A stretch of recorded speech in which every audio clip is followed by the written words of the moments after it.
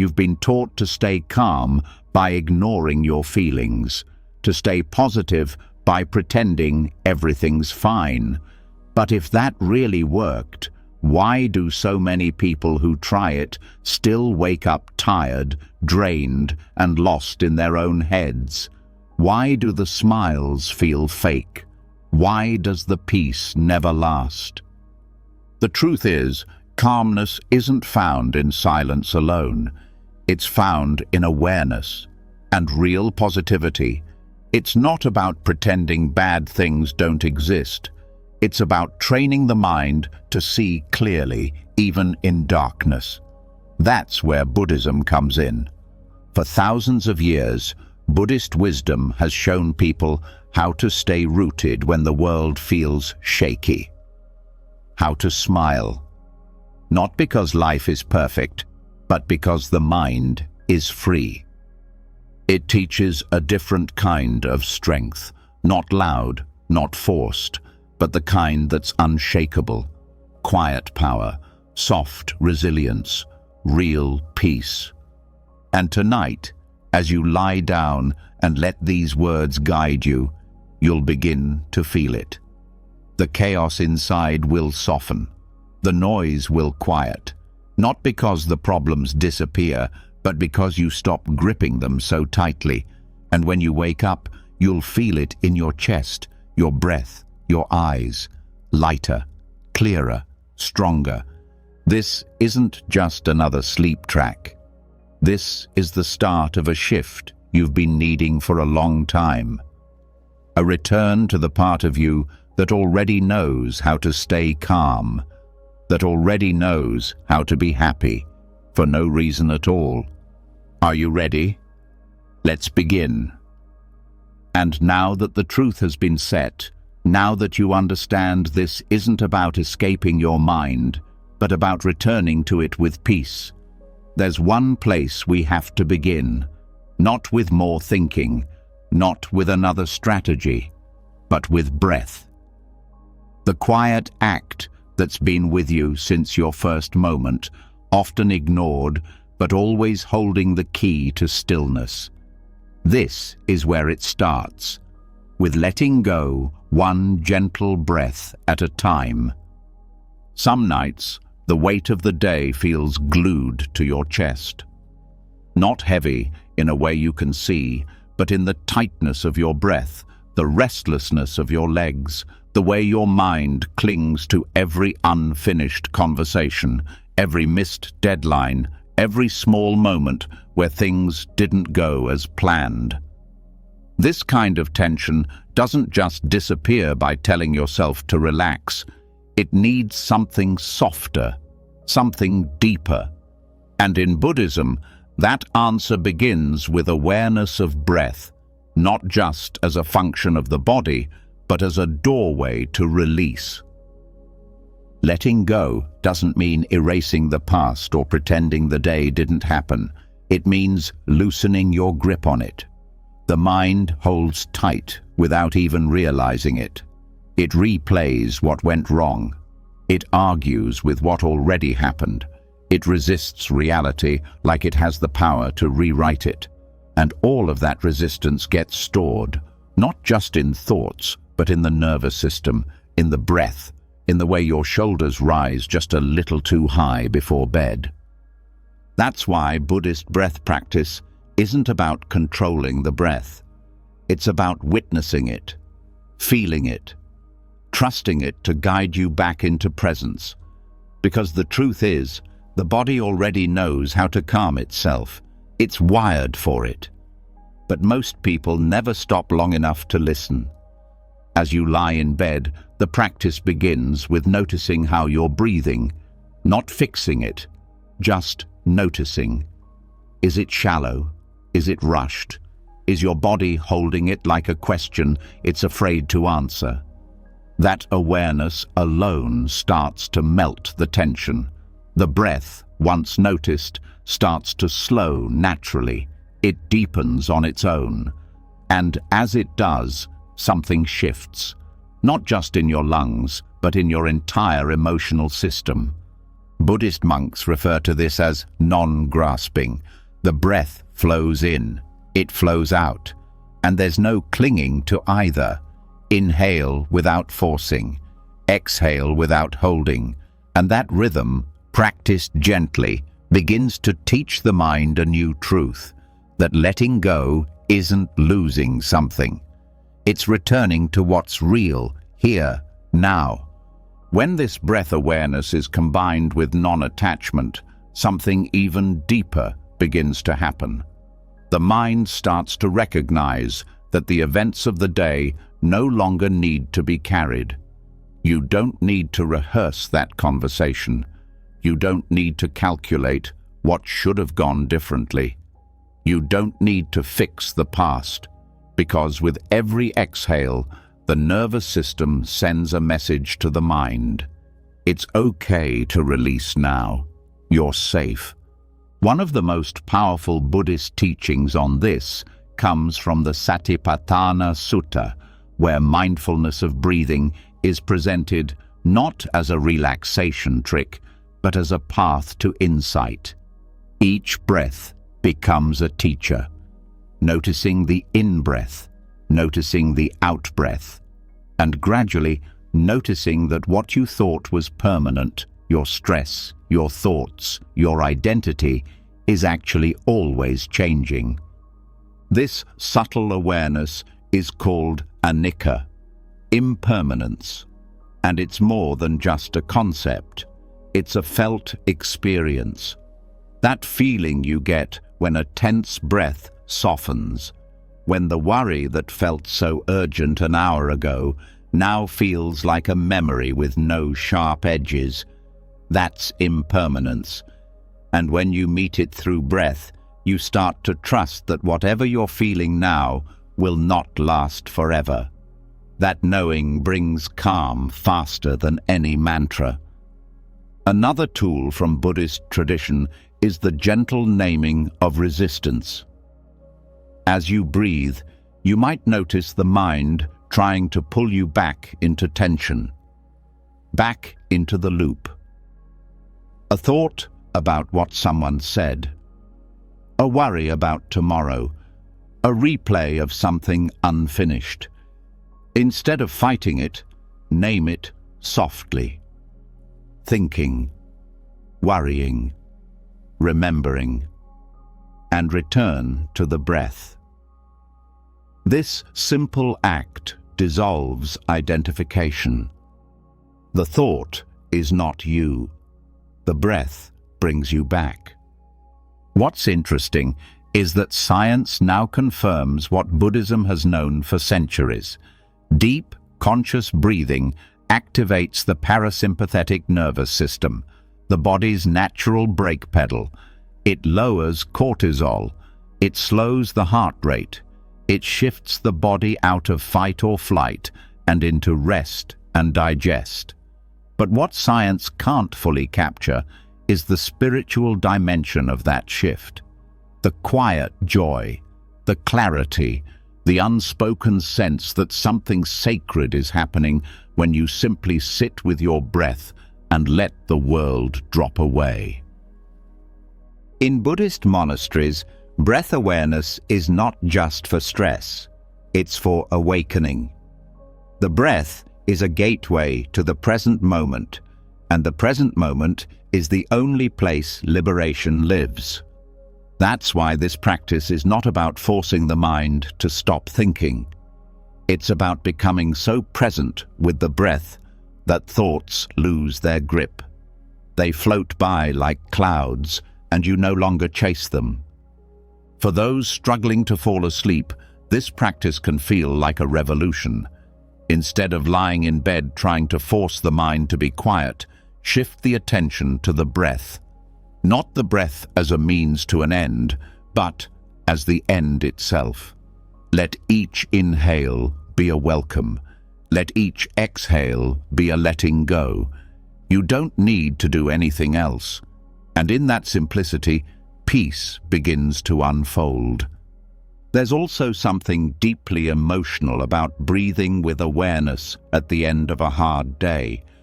Because often what we're really holding on to isn't just events. It's feelings, disappointment, shame, guilt, the sense that you didn't do enough, that something's unresolved. And in Buddhist thought, these feelings are not mistakes to be erased. They're invitations to return. Each one is a call to presence, to feel it without judgment, to let it arise, to let it go. And here's where one of the most beautiful teachings comes in: non-resistance. It's not the same as giving up. It's not apathy. It's the understanding that when we stop fighting what is, the mind softens, it opens, it breathes again. Non-resistance is like unclenching a fist that's been held tight all day. It's the deep sigh after hours of holding it all together. It's the moment when you give yourself permission to just be. This is why, in Buddhist breath practice, there's no goal. You're not breathing to achieve something. You're not trying to become calm. You're simply becoming aware. And that shift from effort to awareness is what transforms everything. Because the truth is, the calm was always there. It was just covered by noise. Think of the breath like water clearing away dust from a mirror. With each cycle, the reflection becomes clearer. Not because you forced it, but because you stopped adding to the mess. That's what letting go feels like. Not dramatic, not intense, just clean, clear, free. And here's something else most people don't realize. Breath awareness can be practiced in micro moments, not just in long meditations. Even now, lying in bed, just take one full breath in and one slow breath out. That's it. That's the practice. You've just returned, and you can do it again and again, until sleep comes not as a struggle, but as a natural continuation of the peace you've created. In Buddhist sleep rituals, monks often do a brief breath meditation before lying down, not to get somewhere, but to leave the day behind, to recognize that whatever happened today is done. It belongs to the past. The breath now is new, fresh, alive, and with that breath, the body surrenders its grip. The mind releases its hold, and rest becomes a friend again. So, if your chest feels tight, let it rise and fall slowly.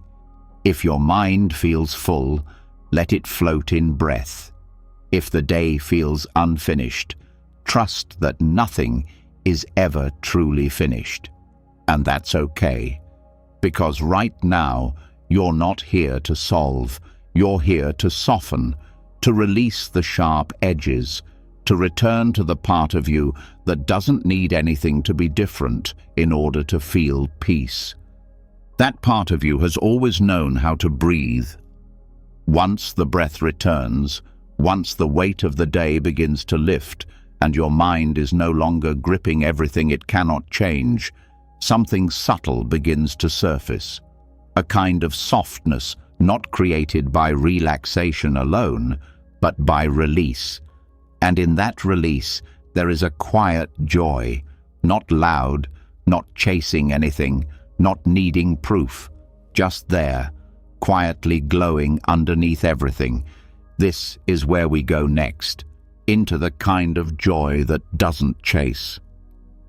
Most people have been trained to seek joy the same way they seek attention, success, or validation. It's taught early: feel better by getting something, a new toy, a reward, a compliment. And so the mind, wired by habit, starts believing that joy only comes from things outside of it.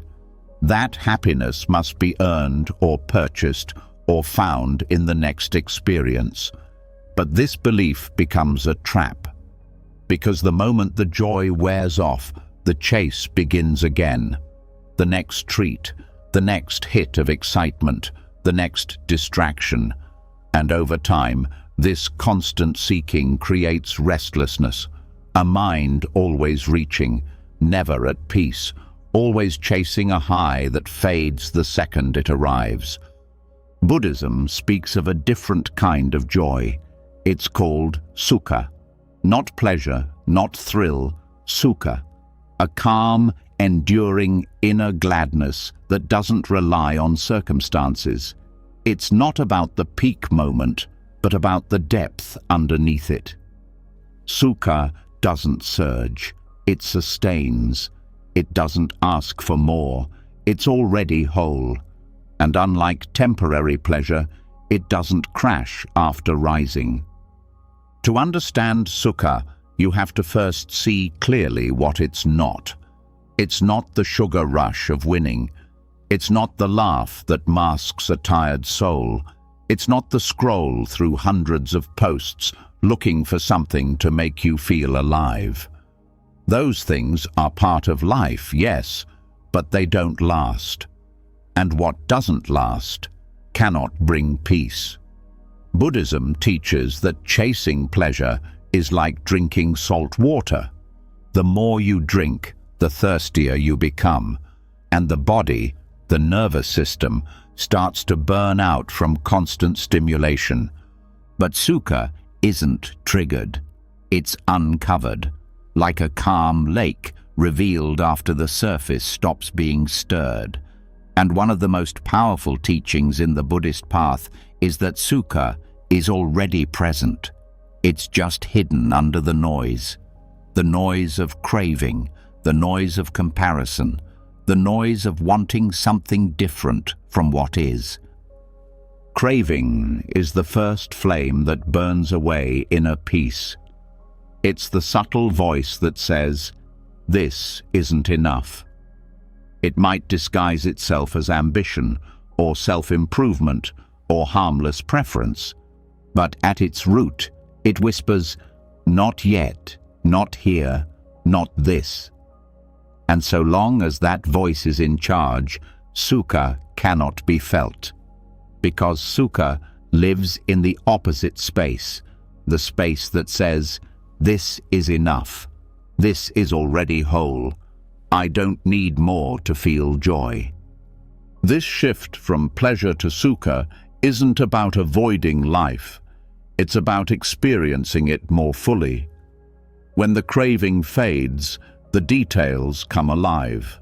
The sound of wind, the warmth of a blanket, the weight of your body sinking into rest.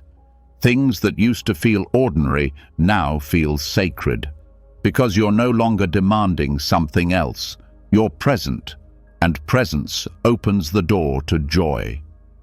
In Buddhist practice, cultivating sukha begins with mindfulness. Noticing what pulls the mind toward craving. Noticing when the heart is leaning forward into next. Even small moments, the sudden urge to check the phone, the quick impulse to distract from discomfort. Every one of these moments is a chance to return, a moment to pause and ask, is this chasing joy or covering up something I don't want to feel? This question is powerful because it interrupts the cycle. It creates space between impulse and action. And in that space, the seed of sukha can grow. Because sukha doesn't bloom under pressure. It needs space, silence, simplicity. It arrives when you stop pushing. Monks in the forest tradition often speak of this joy arising after deep meditation.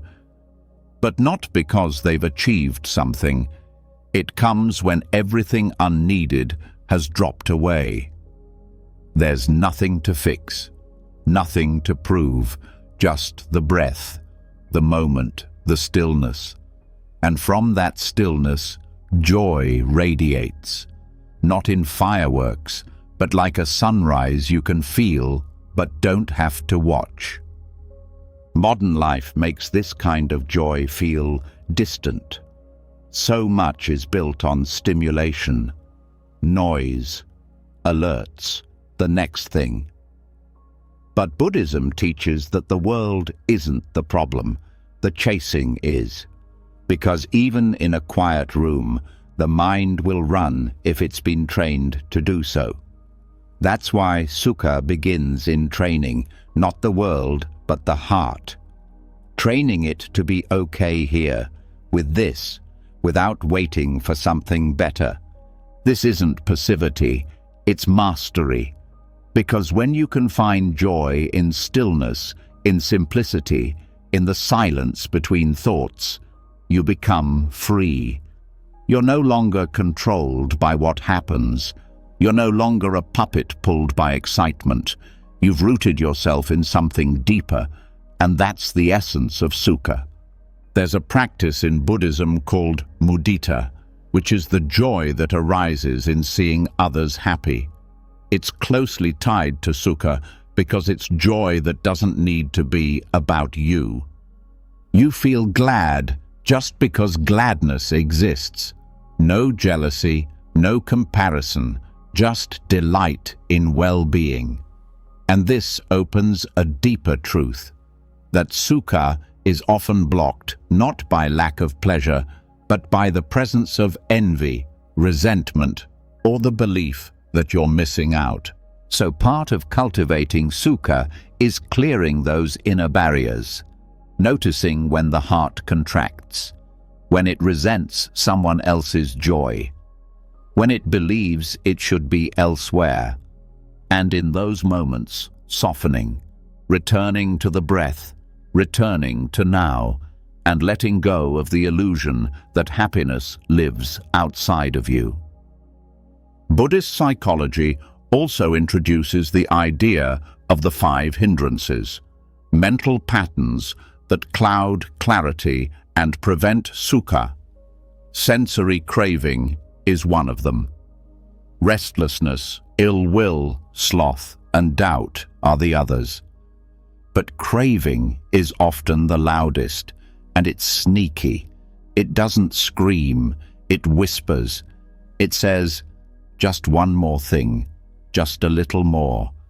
And it convinces you that joy lives one step away from now. But sukha doesn't respond to that voice. It doesn't rush. It doesn't chase. It waits, quietly, until the chasing stops. And when it does, sukha steps forward, not as an achievement, but as a reminder that peace is not found, it's remembered. Sleep is one of the best times to connect with sukha, because at night the external world fades, the distractions pause, and you're left with your own mind. If that mind is always trained to seek stimulation, the stillness will feel like emptiness. But if the mind has learned to rest in awareness, the stillness becomes a refuge, a sanctuary, and sukha can fill that space like warm light. That's why Buddhist monks treat sleep as part of the path, not a break from practice, but a continuation of it, a time to rest the body while training the mind to stay rooted in joy that doesn't fade when the lights turn off. A joy that isn't shaken by dreams or fears or past regrets. Just the calm presence of awareness resting in itself. And here's the most empowering part. Anyone can access this. You don't need to be advanced in meditation. You don't need a perfect environment. You just need the willingness to stop chasing, to stop believing the lie that something else will finally make you happy, and to start noticing the joy that's already here beneath all the striving. Each night before sleep is a chance to do this, to ask yourself gently, what am I chasing? And What if this moment, right now, is enough? That simple reflection can shift your whole nervous system. It can teach the mind that contentment isn't boring, it's healing. And over time, the heart begins to recognize that sukha isn't a retreat from life. It's the fullest experience of it.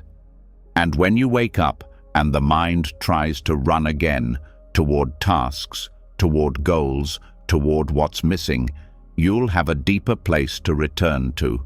The quiet knowing that joy doesn't need to be hunted. It needs to be uncovered. And you already know the way. And once the heart begins to remember the kind of joy that doesn't chase, the kind that doesn't depend on outcomes or applause, a new kind of calm begins to rise. But to keep that calm steady, especially when life shifts or emotions surge, something deeper is needed. Not just inner joy, but balance, a grounded center that stays firm through the highs and the lows. This is where we turn to one of the most powerful teachings in all of Buddhism. Not about avoiding emotion and not about pretending to be okay. It's about equanimity, the middle path of mood. There's a quiet kind of strength that doesn't need to smile all the time. It doesn't need to be loud. It doesn't need to convince others it's fine. It's the kind of strength that knows how to stay with what's happening without clinging to the good or running from the bad. That's equanimity. And it's not just some spiritual ideal. It's the very foundation of emotional stability. The thing that holds you together when everything else tries to pull you apart. Most people have been taught to treat emotions like a roller coaster. When things go well, rise up, feel good, celebrate. When things go wrong, fall hard, collapse, worry, try to escape. But this constant up and down doesn't bring happiness. It brings exhaustion. Over time, the body starts to wear out from the emotional whiplash. The nervous system stops trusting peace because it's never consistent. And slowly, even the good moments become laced with anxiety because the mind knows they won't last. Buddhism offers a radical alternative. Not a numbness to life, not a denial of feelings, but a middle path. The ability to feel deeply without being swept away. The ability to stay present with both pleasure and pain without losing yourself in either. That's what equanimity trains. It doesn't erase emotion, it holds it with spaciousness. And in that spaciousness, something incredible happens. You stop needing every situation to go your way in order to feel peace. One of the biggest myths about positivity is that it means being upbeat all the time. That you have to see the silver lining, say something nice, find the lesson, or look on the bright side. But that kind of forced positivity can become toxic. It creates pressure to suppress what you feel. It teaches you to push down sadness, ignore anger, or feel guilty for being upset. And when you do that long enough, the emotions don't disappear. They fester. They start leaking out in other ways. Tension in the body, restless sleep, sudden anxiety for no reason. That's not peace. That's emotional avoidance. Equanimity is different. It says you can be present with discomfort without needing to fix it. You can let joy arise without gripping it. You can allow grief to visit without letting it destroy your inner home. It's a posture of openness, not reaction, a willingness to be with what is, without adding extra layers of judgment or demand. To cultivate this kind of stability, the first step is mindfulness. Noticing what your mood is doing in real time. When things go your way, does the mind start to grasp? Does it whisper, "I hope this lasts"? That grasping is subtle fear, and it's the beginning of imbalance. On the flip side, when something hard happens, does the mind tighten? Does it say, "This shouldn't be happening"? That resistance is where suffering grows. Equanimity steps into both situations and says, "This too. This belongs." Not because it's pleasant, not because you enjoy it, but because it's part of life. And the more you push against reality, the more pain you create. So instead, return to the breath, feel what's here, and let go of the mental commentary trying to control the story. There's a phrase in Buddhism, the 8 worldly winds. They're pairs of opposites, gain and loss, praise and blame, pleasure and pain, fame and disrepute. The Buddha taught that these winds blow through every life, no matter how wise or strong you are. And if your peace depends on being blown in the direction you like, you'll never be steady. But if you can stay rooted while the winds blow, now that is real freedom. Think of a tree. When the wind picks up, the branches sway, but the roots hold firm. That's equanimity. You don't have to stop feeling, but your inner roots keep you from being uprooted. You respond with care, but not panic. You feel emotions fully, but you're not owned by them. Another part of this practice is understanding impermanence. Every emotion has a beginning, a middle, and an end. But when you fight a feeling, it sticks around longer. When you try to make a good feeling stay forever, it slips through your fingers. Equanimity reminds you, all of it is passing. Even the worst wave will crest and fall. Even the most beautiful moment will change form. That's not tragic. That's life. And once you trust that rhythm, you no longer have to live in fear of what's next. This doesn't mean you don't care. Equanimity is not detachment in the cold sense. It's not indifference. It's fierce care without being consumed. You show up fully. You love deeply. But you know that clinging doesn't protect. It suffocates. And when you stop clinging, your love becomes freer. Your presence becomes deeper. Because you're not trying to bend life to your will. You're meeting it as it is. In meditation, equanimity is cultivated by sitting with whatever arises. Thoughts, sensations, emotions. You don't try to change them, you notice them. You say, "Ah, there's restlessness," or "there's sadness."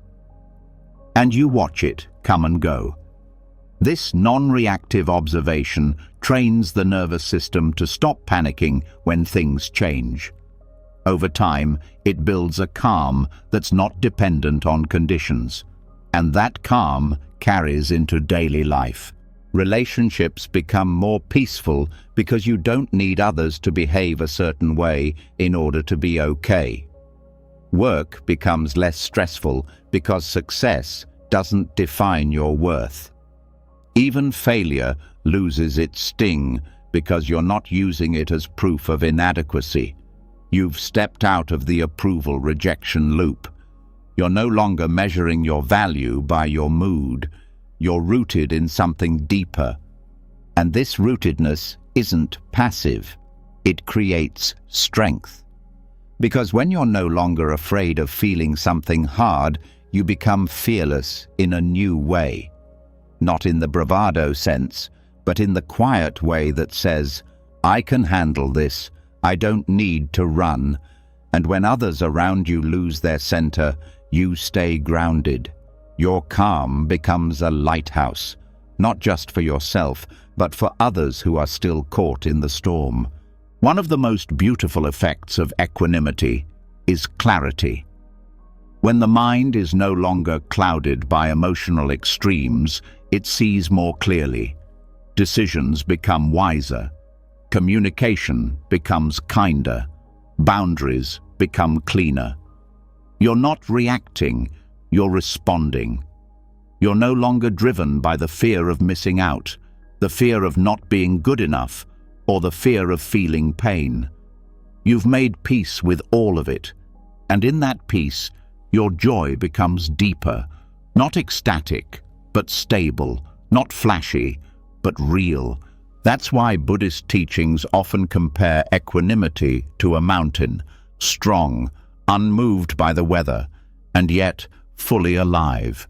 The mountain feels the rain, the sun, the snow, but it doesn't collapse, it holds, and you can hold too. To begin, start where you are. Notice your mood as you lie in bed. Is the mind restless, trying to hold on to the calm, wishing for a better feeling? Just observe. Don't try to change it. Label it gently and return to your breath. Feel the support of the bed. Let the body sink and remind yourself, this too, this is part of the path. And when you wake up tomorrow, life might offer you something pleasant or something difficult. But with equanimity, you no longer need to fear either one, because you're learning to hold it all with grace. And in that grace, there is power. The power to stay steady, the power to stay true, the power to live without the fear of losing your peace. That is the real gift of the middle path. It doesn't promise constant joy, but it offers something even better, a calm that no mood can break, a stillness that no chaos can shake, and a clarity that carries you through life, one breath at a time. And once the emotional waves have been steadied by equanimity, once the mind no longer rises and falls with every shift in mood, there's something else that begins to stir, something soft, something ancient. Beneath the need to control, beneath the effort to balance, there's a quieter longing, a longing to feel safe, to feel cared for, not just by others, but by the self. This is where kindness enters, not as a weakness, but as medicine. And tonight, it becomes the most important tool of all, because what you feel in the moments before sleep can shape how your body heals, how your mind repairs, and how your dreams unfold. That's where metta comes in. Kindness isn't just a personality trait. In Buddhism, it's a state of consciousness that can be trained, directed, cultivated like a fire that warms everything around it. And metta, or loving-kindness meditation, is one of the oldest and most powerful practices for doing just that. Not only does it soothe the emotional body, it speaks directly to the nervous system. It tells the brain, you're not in danger. You're safe to rest. You're safe to let go. The nervous system doesn't understand words as much as it understands signals. Tension, rapid thoughts, shallow breath. All these send the message that something's wrong. But when the heart begins to soften, when the breath slows, when kindness floods the inner space, the body listens. And in that listening, it relaxes. Not because you told it to, but because it finally believes it's okay to stop guarding. Metta begins with a simple phrase, a wish. May I be happy. May I be safe. May I be healthy. May I live with ease. At first, it might feel awkward, too soft, maybe even silly. But that's only because most people haven't been taught how to speak to themselves with care. The voice in the head is usually critical, cold, transactional. It points out what's wrong, what could be better, what wasn't enough. But the heart knows another language, one that doesn't require perfection, one that simply says, "You deserve peace just because you're alive." In the practice of metta, these phrases are repeated slowly, with full attention, not as affirmations to force a belief, but as offerings, like planting seeds in the soil of your own mind. The more gently they're planted, the more deeply they take root. And each repetition sends a signal, not just to the mind, but to the body. Studies have shown that metta meditation reduces stress hormones, lowers inflammation, and even increases vagal tone, which is linked to resilience and emotional regulation. This isn't just spiritual, it's biological. Kindness, when practiced consistently, changes the wiring of the nervous system. Before sleep, this becomes especially powerful, because during the day, the body is in a constant dance between alertness and safety. The sympathetic nervous system, your fight or flight mode, keeps you on guard, useful in emergencies, but exhausting when it's always switched on. If the mind goes to bed still scanning for danger, the body doesn't fully relax. And even if sleep comes, it's light, restless, filled with dreams that feel like puzzles rather than peace. But when metta is practiced before bed, it resets that baseline, it slows the heartbeat, it signals to the parasympathetic system, the rest and digest part of the body, to take over. And in that shift, true restoration begins, not just physically, but emotionally. Kindness becomes the bridge between consciousness and sleep. The practice also moves outward. Once you've gently offered kindness to yourself, you extend it to others. First, someone you love, then someone neutral, then someone you struggle with, and finally, to all beings everywhere. This expansion trains the heart to soften its boundaries, to move beyond isolation, to dissolve the quiet hardness that builds up from daily tension. It doesn't mean condoning harmful behavior. It doesn't mean forcing love. It means recognizing shared humanity, that every being, just like you, wants to be happy, wants to feel safe, and in recognizing that, your own pain softens, the sharp edges of resentment dull, and the nervous system feels less alone. This expansion also helps with unspoken fears. Many people carry quiet guilt or unresolved tension as they go to bed. Conversations that didn't go well, words left unsaid. Kindness doesn't erase those things, but it holds them. It brings warmth where there was cold. It brings compassion where there was judgment. And in doing so, it allows the body to release what it was too tense to let go of before. Even the face changes. Tension held in the jaw, the brow, the throat, these begin to melt. Because kindness isn't just a thought, it's a felt experience, one that travels through the body like breath. And when that kindness becomes a habit, sleep becomes more than a break. It becomes a kind of sanctuary, a healing chamber where every cell is allowed to rest in softness. For many, self-directed kindness is the hardest part, especially for those who've been taught to be tough, to push through, to perform. But in Buddhist practice, metta is not a luxury, it's a necessity. The Buddha himself taught it as a protection, a way to shield the heart not with walls, but with warmth. Because the mind that rests in kindness is far less likely to spiral into anxiety, regret, or self-judgment. It's anchored, steady, and open. In modern psychology, metta is now being explored as a tool for trauma recovery, because trauma often teaches the body to shut down, to dissociate, to fear even rest. But when metta is introduced slowly, with care, it begins to reteach the body what safety feels like. Not safety through control, but safety through presence, through connection, through the feeling of being held by one's own awareness. The phrases can be customized. If "may I be happy" doesn't feel true, you can start with "may I feel okay" or "may I be kind to myself."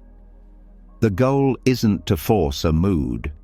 It's to meet yourself where you are and offer something slightly softer than what the inner critic says. Even the smallest shift in tone makes a difference. And if there's resistance, that's okay too. The mind might say, "This is pointless," or "I don't deserve this." That's not a failure. That's just the voice of old conditioning. You don't have to argue with it. You don't have to believe it. You just return to the phrases, return to the breath, return to the warmth.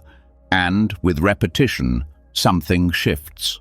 It might start as a flicker, a small moment of ease, a sigh that feels deeper than usual, a tiny moment where you feel yourself melt into the bed a little more.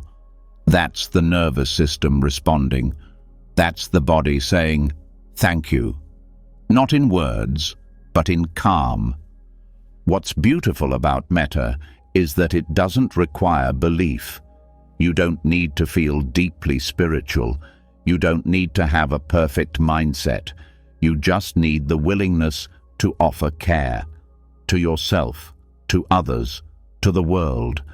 And that willingness becomes the seed of transformation. With time, the habit grows. You might find yourself becoming less reactive during the day, less judgmental, more patient. Not because you tried to be, but because you trained the nervous system to stay soft under pressure. And that softness becomes strength, a strength that doesn't collapse, a strength that doesn't shut down, but holds. As sleep comes, the kindness continues. The body, no longer guarded, releases its tension. The mind, no longer driven, rests in warmth. And the dreams that follow are different, not chaotic, not anxious, but filled with the tone you set just before sleep. That tone becomes your inner atmosphere, and over time, it shapes not just your nights, but your days. Because the nervous system remembers. It remembers how you speak to yourself. It remembers how you settle into rest. And when kindness becomes your baseline, your world begins to change. Not because the world changes, but because you do. So, as you close your eyes, may you feel safe. May you feel held. May the breath carry you into sleep like a gentle wave. And may the kindness you offer tonight echo into every part of your being until peace is not just something you wish for, but something you become. And once the body begins to trust safety again, once kindness flows through the nervous system like a balm softening the edges of tension, the mind starts to settle too. But that stillness can be fragile, especially when the day's sharp moments come back at night. The awkward things said, the reactions that felt too fast, the regrets that linger like echoes. This is where the practice of pause becomes everything. Because while kindness soothes, delay protects. And tonight, we explore the dharma of delay, the sacred space between impulse and action.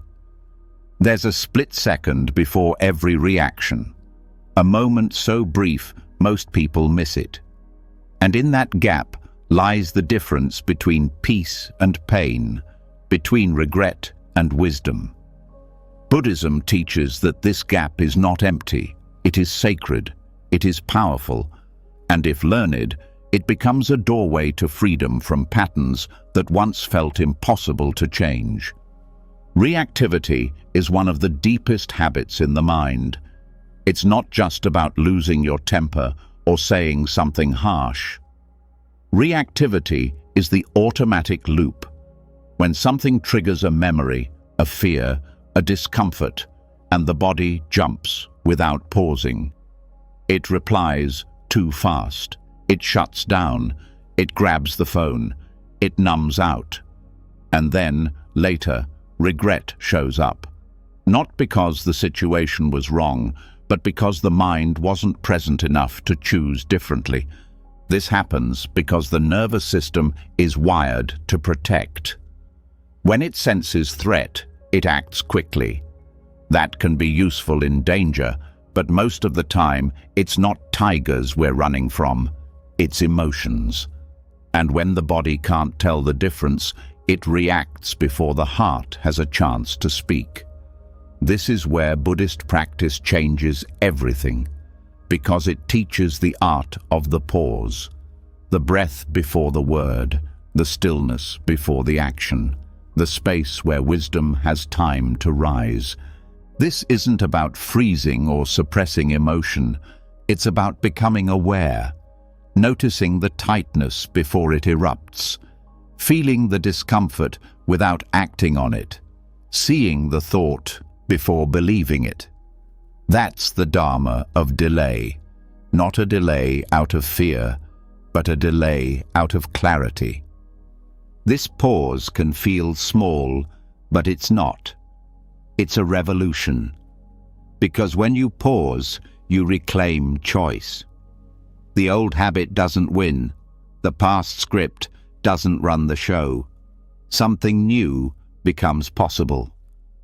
And that moment, where you feel the heat rising but choose breath instead of reaction, that's where real change begins. One of the key teachings from the Buddha is the chain of dependent origination.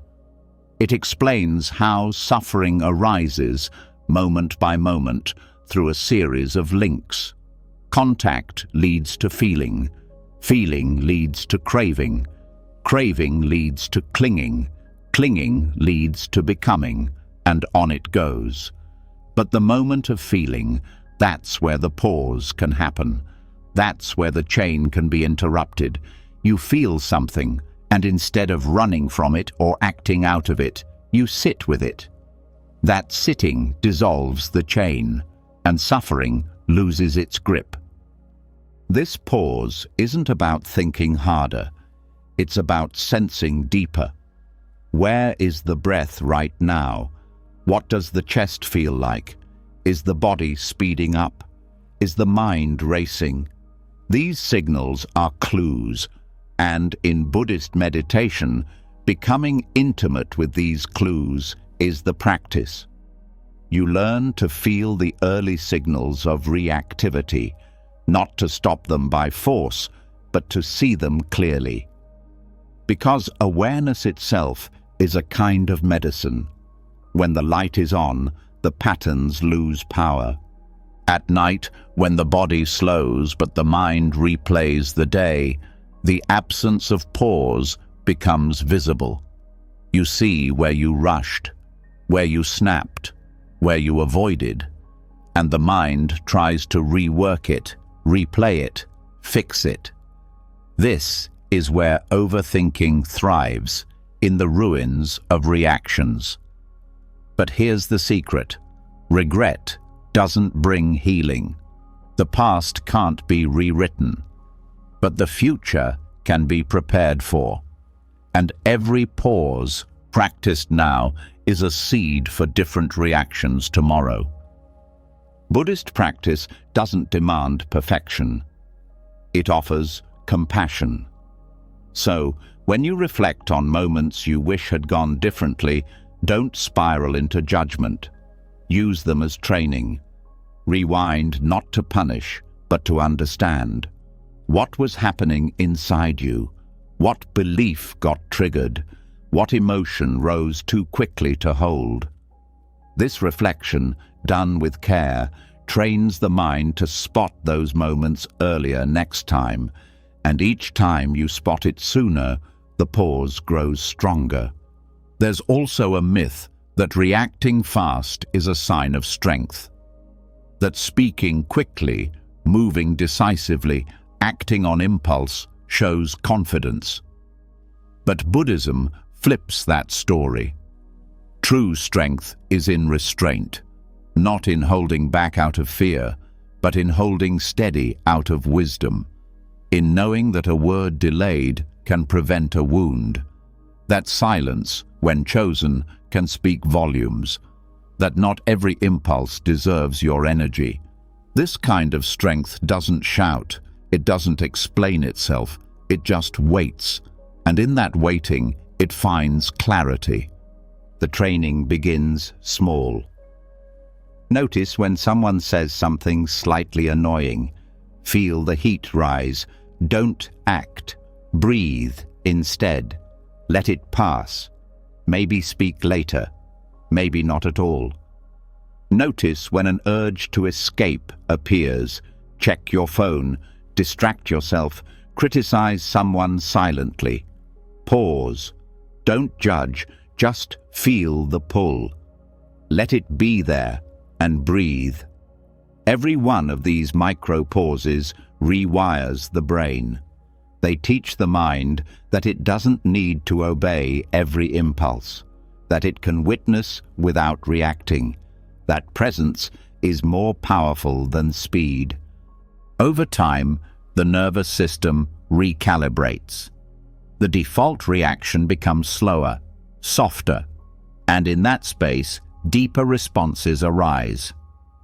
Maybe a more thoughtful word, maybe a question instead of a defense, maybe just silence and a knowing smile. And these new responses change the world around you. Conflict lessens, misunderstandings drop, relationships deepen, because you're no longer adding fuel to every fire.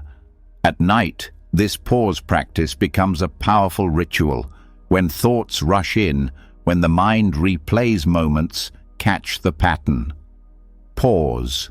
Breathe. Say to yourself, that moment is gone. I can rest now. And return to the body. Feel the pillow, the covers, the breath. If regret rises, meet it with kindness. If anxiety stirs, meet it with space. Don't solve, just feel. This is where the nervous system learns to rest. Buddhist monks often speak of the pause as the place where insight lives, because it's only in stillness that truth can rise. And the more you pause, the more you see, not just what happened, but why. And this seeing isn't harsh. It's liberating, because it shows you that you're not stuck, that the loop can be broken, that the script can be rewritten one breath at a time. And what's most beautiful about this practice is that it doesn't require perfect silence or ideal conditions. You don't need to be in a temple. You don't need hours of free time. You just need presence. And presence is always available, even in the middle of the night, even in the middle of a thought, even in the middle of your next breath. So, as you lie here now, feel that space. Between the inhale and the exhale. That's your window. That's your power.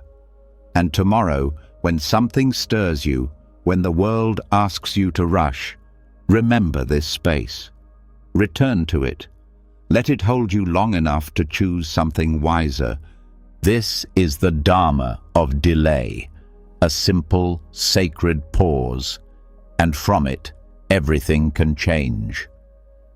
And once the habit of pause begins to take root, once you learn to interrupt the cycle and breathe between impulse and action, a deeper question begins to surface. What exactly is being clung to? Why does the mind hold so tightly to control, to outcome, to approval, to stories that hurt.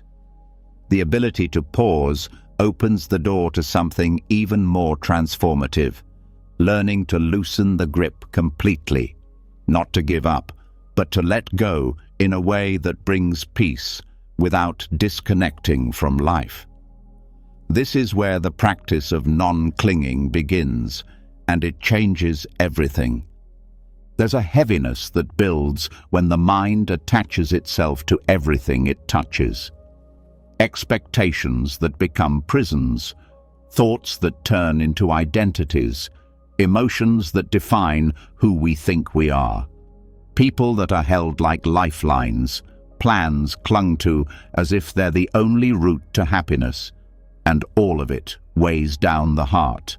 Not because the things themselves are wrong, but because of how tightly we hold them.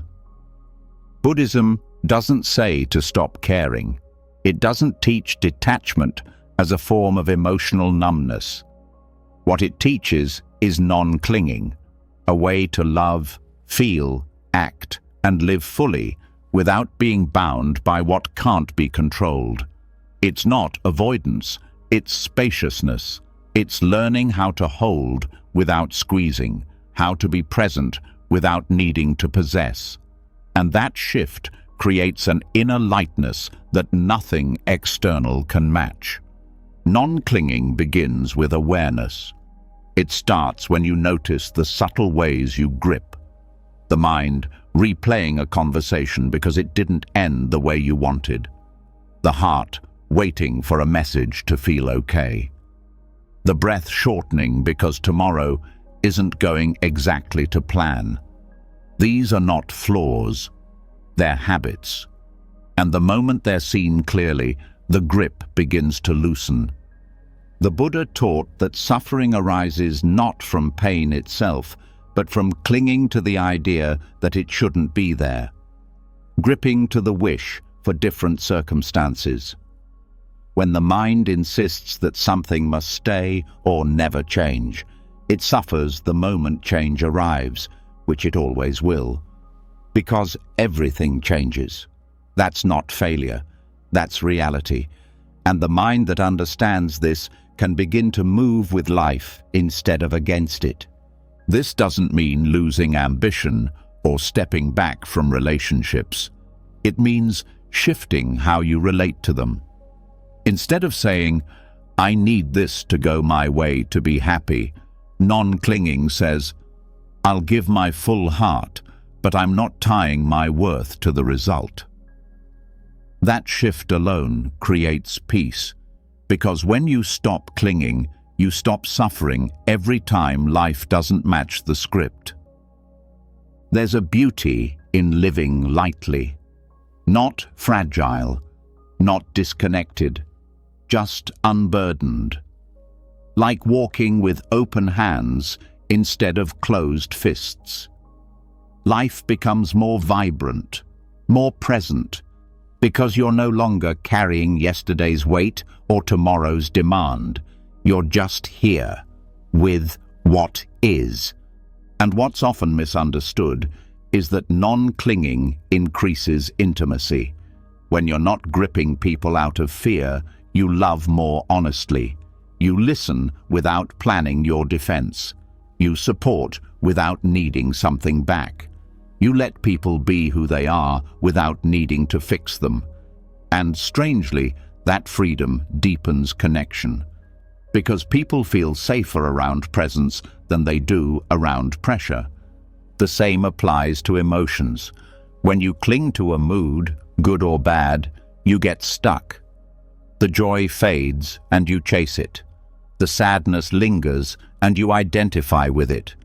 But when you let emotions rise and fall without naming them as me or mine, they move through, they change form, they complete their cycle, and what remains is awareness, still, watching, unmoved. Non-clinging is also a tool for healing. So many wounds stay open because of the mental story wrapped around them. The grudge, the self-blame, the narrative that says, "This should never have happened."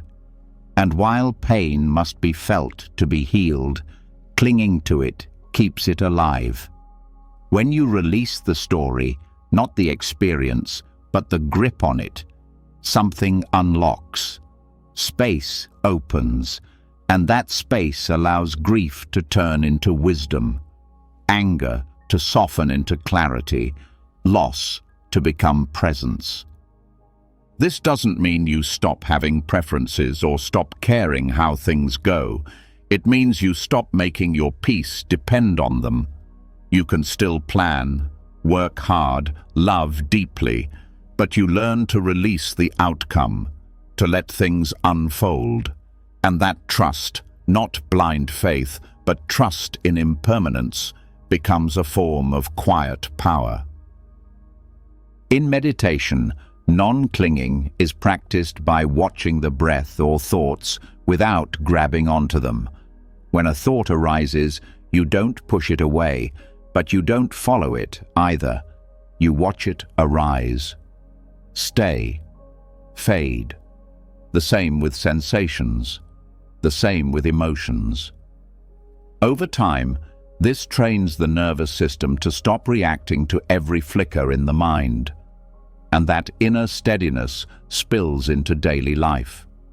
It shows up in traffic when someone cuts you off, and instead of reacting, you let it go. It shows up when plans change, and instead of panicking, you adjust.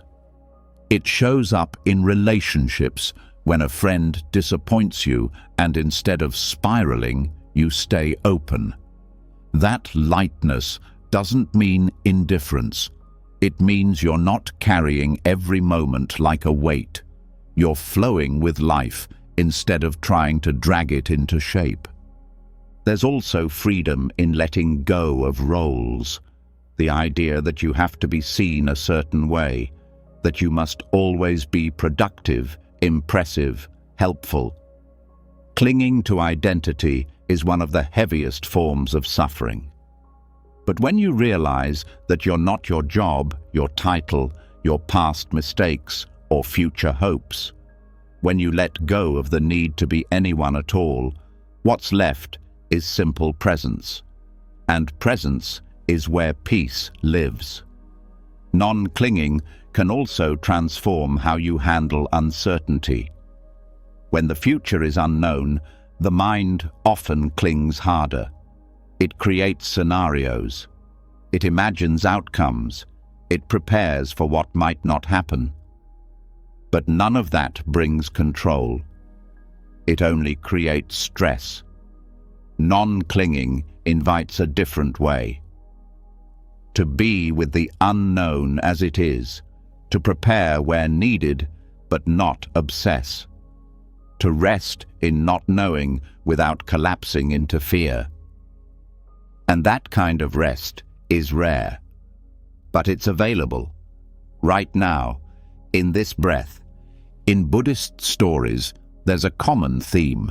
The more tightly something is held, the more likely it is to cause pain, whether it's a desire, a belief, a person. And the release, though frightening, brings relief. Not because you lost something, but because you stopped squeezing it to death. What you hold lightly stays longer. What you grip often breaks. And the practice doesn't have to be complicated. Start with small things. Notice when the mind says, "I can't relax until this is fixed." Pause. Ask, is that true? Can you still care, still act, but without the tension? Then try it with expectations. This should have gone differently. Can you meet what happened without the added commentary? Each time you let go, you gain something. Not more things, but more space, more calm, more freedom. At night, as you prepare for sleep, this practice becomes even more powerful, because the mind often brings all its clinging with it, unfinished plans, unresolved emotions, unmet desires, and the body feels that weight. But you don't have to solve everything before sleep. you can release your grip. Say to yourself, "Not now, I can rest without answers," and return to the breath. Return to the softness of this moment. That single gesture is non-clinging in motion. That is freedom. And over time, it becomes more than a technique. It becomes a way of being. You move through the world a little lighter. You hold people, experiences, even pain, with more grace. Because you've stopped trying to make everything permanent. You've stopped demanding that life fit your script. And in that surrender, something beautiful rises. Joy. Not from what happens, but from how lightly you can walk through it all. That is the power of non-clinging, not cold detachment, but the peace of a heart that can hold without gripping, that can feel without drowning, that can live without being owned by anything it touches. This is what it means to stay light. This is what it means to flow. And once the grip is loosened, once you've stopped clinging to what you thought needed to stay in place, emotions start to move differently. They're not blocked, they're not clutched, they're not exaggerated or pushed away. They begin to move through like they were always meant to. And in that movement, something else becomes clear. It was never about getting rid of feelings. It was about learning how to see them for what they are, not as facts, not as identities, but as weather, temporary, shifting, and completely natural. This next practice teaches the mind how to see emotions not as who you are, but as passing experiences in a much bigger sky. There are days when it feels like sadness is not just a feeling, but your entire identity. When anxiety doesn't just pass through, it becomes the lens through which the world is seen.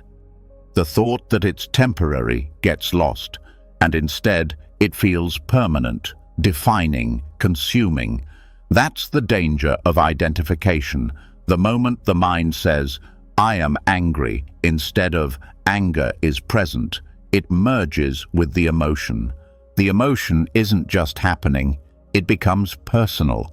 And from that place, it's hard to see clearly, hard to act wisely, hard to feel hope. Buddhism offers a radical shift in perception. It teaches that emotions are not the problem. Misunderstanding them is. When you believe that every mood defines your truth, suffering begins. But when you see emotions as weather, clouds, wind, rain, sunlight, mist, passing through the open sky of awareness, they lose their grip. They're still felt, still honored, but they no longer own you. And in that space, peace returns.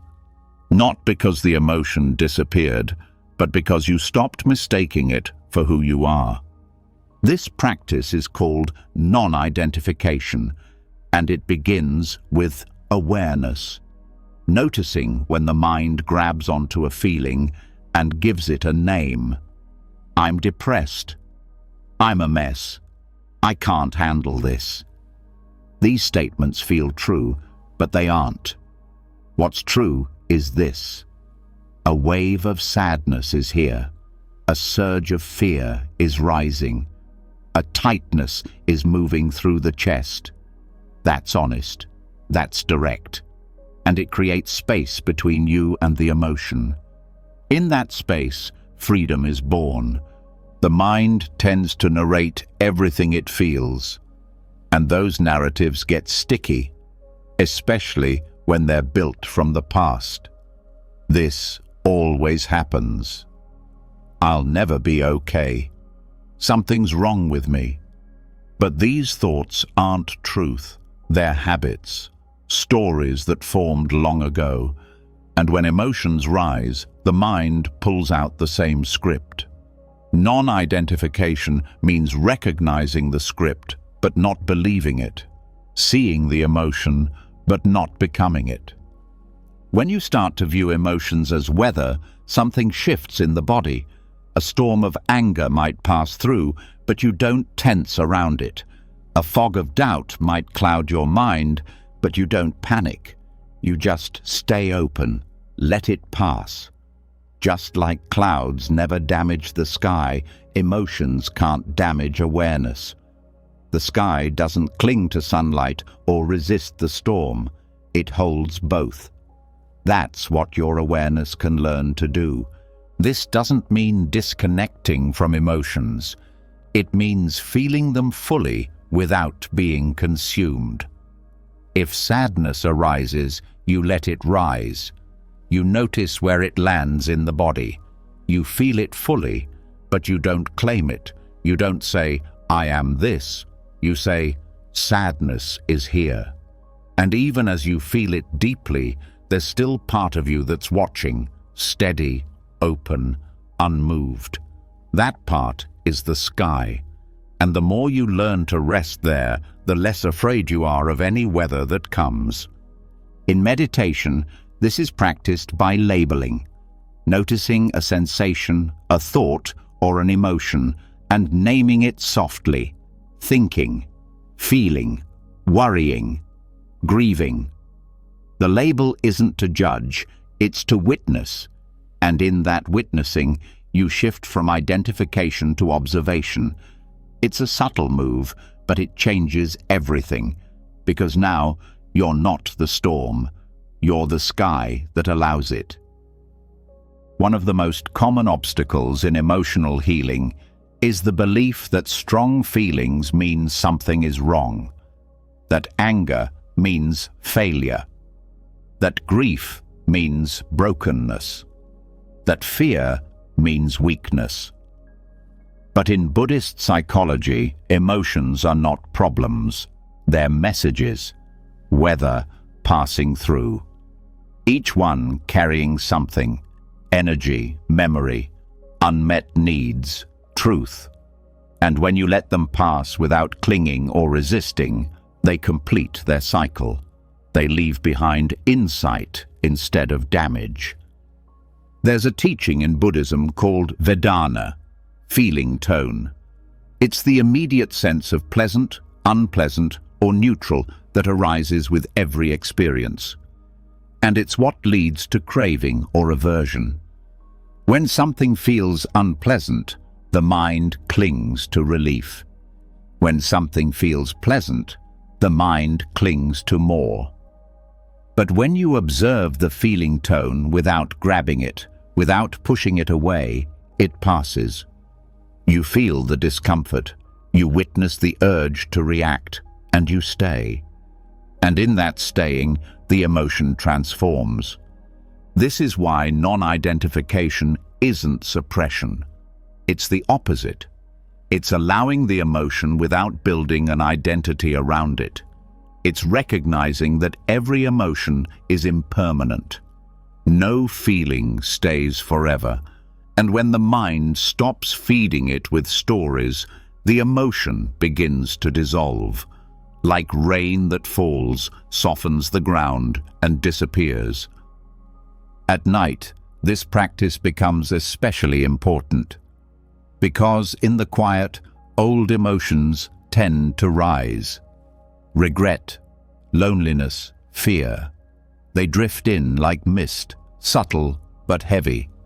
And the mind wants to make them mean something, wants to say, this feeling is proof of something terrible. But it's not. It's just weather. Let it come, let it pass. You don't need to figure it out. You don't need to fight it. Just watch. And if the emotion feels too strong, come back to the breath. Anchor in the body. Feel the blanket. Feel the weight of the moment. Let the storm pass through you, not become you. That choice, moment by moment, is the practice. And every time you make it, the mind grows stronger. The heart grows wiser. The nervous system learns how to stay calm even in discomfort.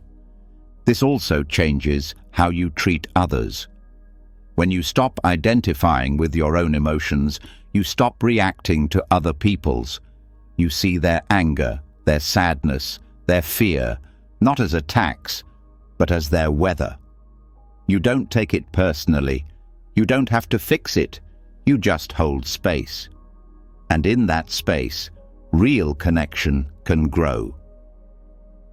Non-identification is not emotional distance. It's emotional wisdom. It means you feel deeply, but don't collapse. You experience waves of grief, joy, frustration, tenderness, but you remain the ocean, deep, vast, aware. And the more you rest in that awareness, the less you fear any emotion that rises. This practice also protects your peace, because once you stop being defined by emotion, you stop chasing the good ones and fearing the bad. You don't live for the high, you don't collapse in the low. You stay steady, clear. You stop riding the waves and start witnessing the tide. And that steadiness becomes a gift, not just for you, but for everyone around you. You become the calm in the room, the grounding force in the storm, not because you're unaffected, but because you've stopped believing that every emotion needs to become a crisis. The sky has room for all of it. So do you. Let the joy come. Let the sadness pass.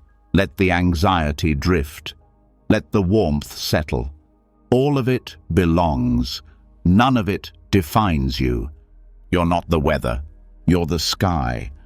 And once you've learned to see emotions as passing weather, once you stop fusing your identity with every thought or feeling that rises, the next layer begins to reveal itself.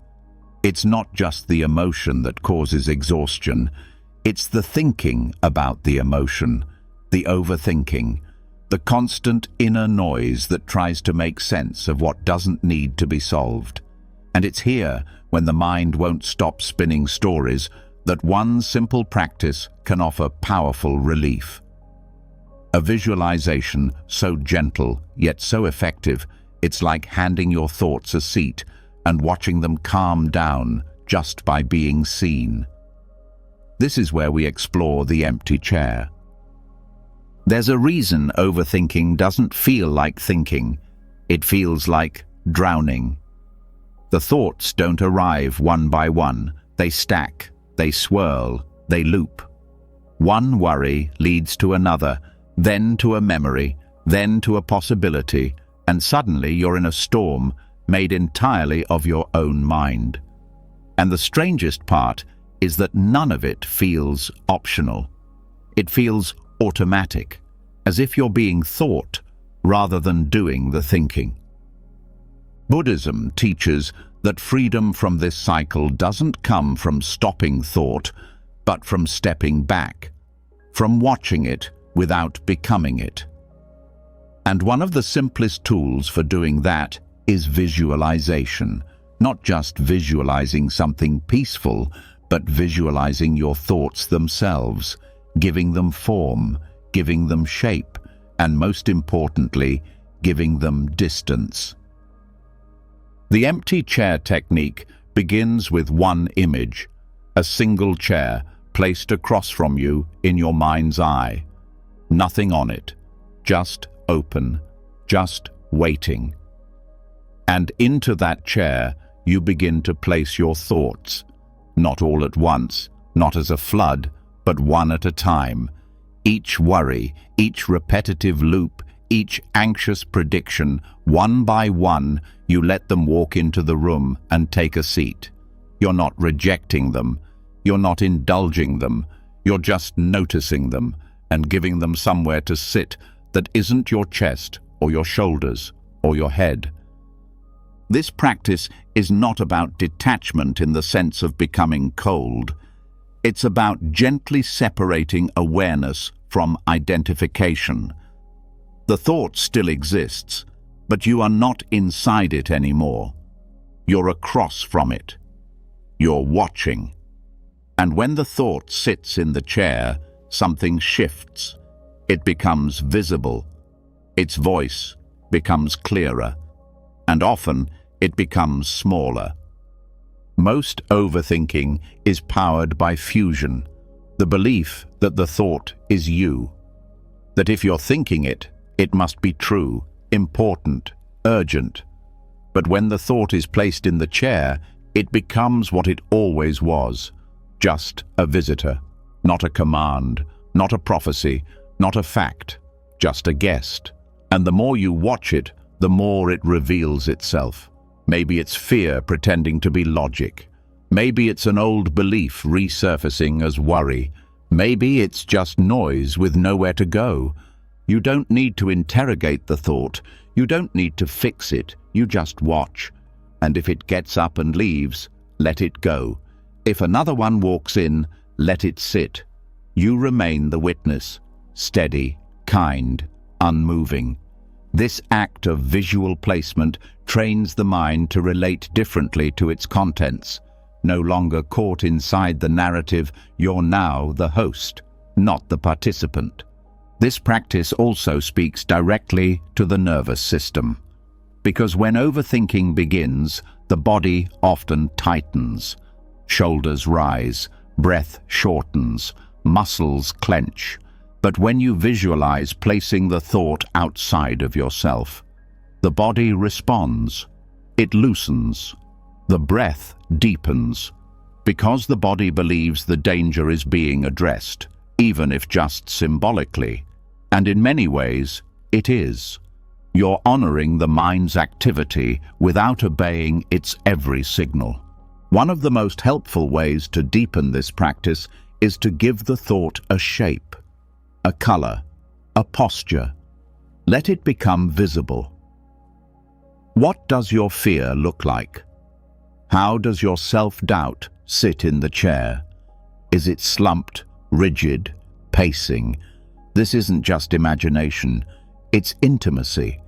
You're learning the habits of your own mind by giving them space to be seen. Over time, the chair becomes a ritual, a place in your inner world where thoughts are allowed to come and go without hijacking your peace. And when a particularly loud or painful thought arises, you don't fight it. You welcome it to the chair. You again? Okay, sit. I'll watch. That's all. This non-reactivity disarms the thought. It no longer has power. It's just observed. What's profound about this is that the practice doesn't silence the mind. It changes your relationship with it. You stop trying to wrestle the thoughts to the ground. You stop believing they need to be solved. And in doing so, they begin to slow, because what fuels them most is resistance. The more you try to force them away, the louder they return. But observation calms them, because they've been acknowledged. This visualization also teaches emotional maturity. When you can sit across from your own thoughts without merging, you start to gain perspective. You realize that most anxious thoughts aren't fresh. They're echoes. Old fears wearing new clothes, old patterns replaying familiar lines. And from this distance, you stop reacting from habit. You respond from clarity. At night, this practice becomes especially helpful.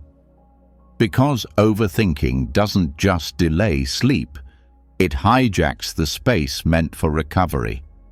The mind starts listing, reviewing, regretting, forecasting, and without a technique to anchor you, the hours pass in tension.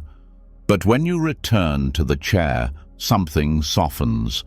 You give the thought its seat, and you return to your breath. You give the next one its seat, and you return again. The body recognizes that nothing urgent is required, and sleep becomes possible again.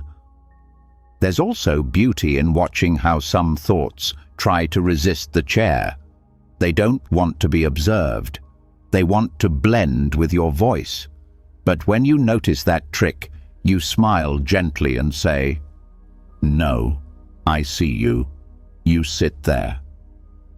And in that moment, you're no longer the thought. You're the one seeing it. That seeing is liberation. This practice also helps with compassion, because the more you witness your thoughts without judgment, the more you extend that same compassion to others.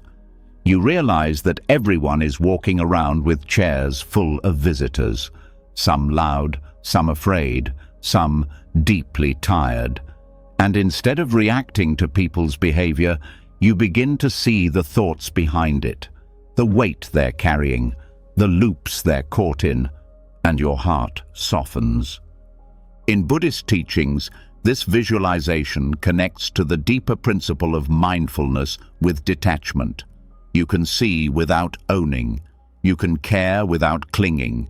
You can feel without being swallowed. And that balance creates space for rest, for reflection, for wisdom to arise. The empty chair is not just a trick. It's a training, a way of saying to the mind, "I hear you, but I'm not defined by you. I see you, but I don't need to obey." And the more often you practice, the stronger that muscle becomes. Eventually, even outside of meditation, the visualization shows up. In a conversation, in a moment of panic, in a flood of doubt. And you place the thought in the chair without even closing your eyes. You feel the space return. You feel the breath deepen, and your presence reclaims the moment. You don't need to empty the mind. Just give its contents a place to sit. You don't need to escape your thoughts. Just stop letting them follow you around. Let them have their chair, and let yourself rest. And after watching the thoughts take their seats, after separating from the loops that once pulled you in without mercy, there's finally room to feel what's been waiting underneath all along. The silence that doesn't feel empty. The breath that doesn't feel forced. The peace that doesn't need a reason. In that stillness, something begins to rise. Quiet, gentle, yet deeply powerful. It's not loud like excitement. It's not dazzling like pleasure. It's subtle, and it changes everything. This is where we turn to the dharma of delight, the art of discovering sacred joy in the smallest, simplest things. Most people wait for joy like it's an event, like it needs a special occasion, a certain level of success, or someone else's permission. But Buddhism flips that idea. It teaches that joy isn't rare, it's not hidden, it's just overlooked, covered by speed, missed in the rush, forgotten behind the belief that only big things deserve celebration. But the truth is, most of life is made of small things. And if joy is only allowed to live in the spectacular, most of life gets labeled as ordinary, unworthy, background noise. That's where mindfulness opens the door. Because mindfulness doesn't just create awareness, it amplifies beauty. It shows you what's been there all along.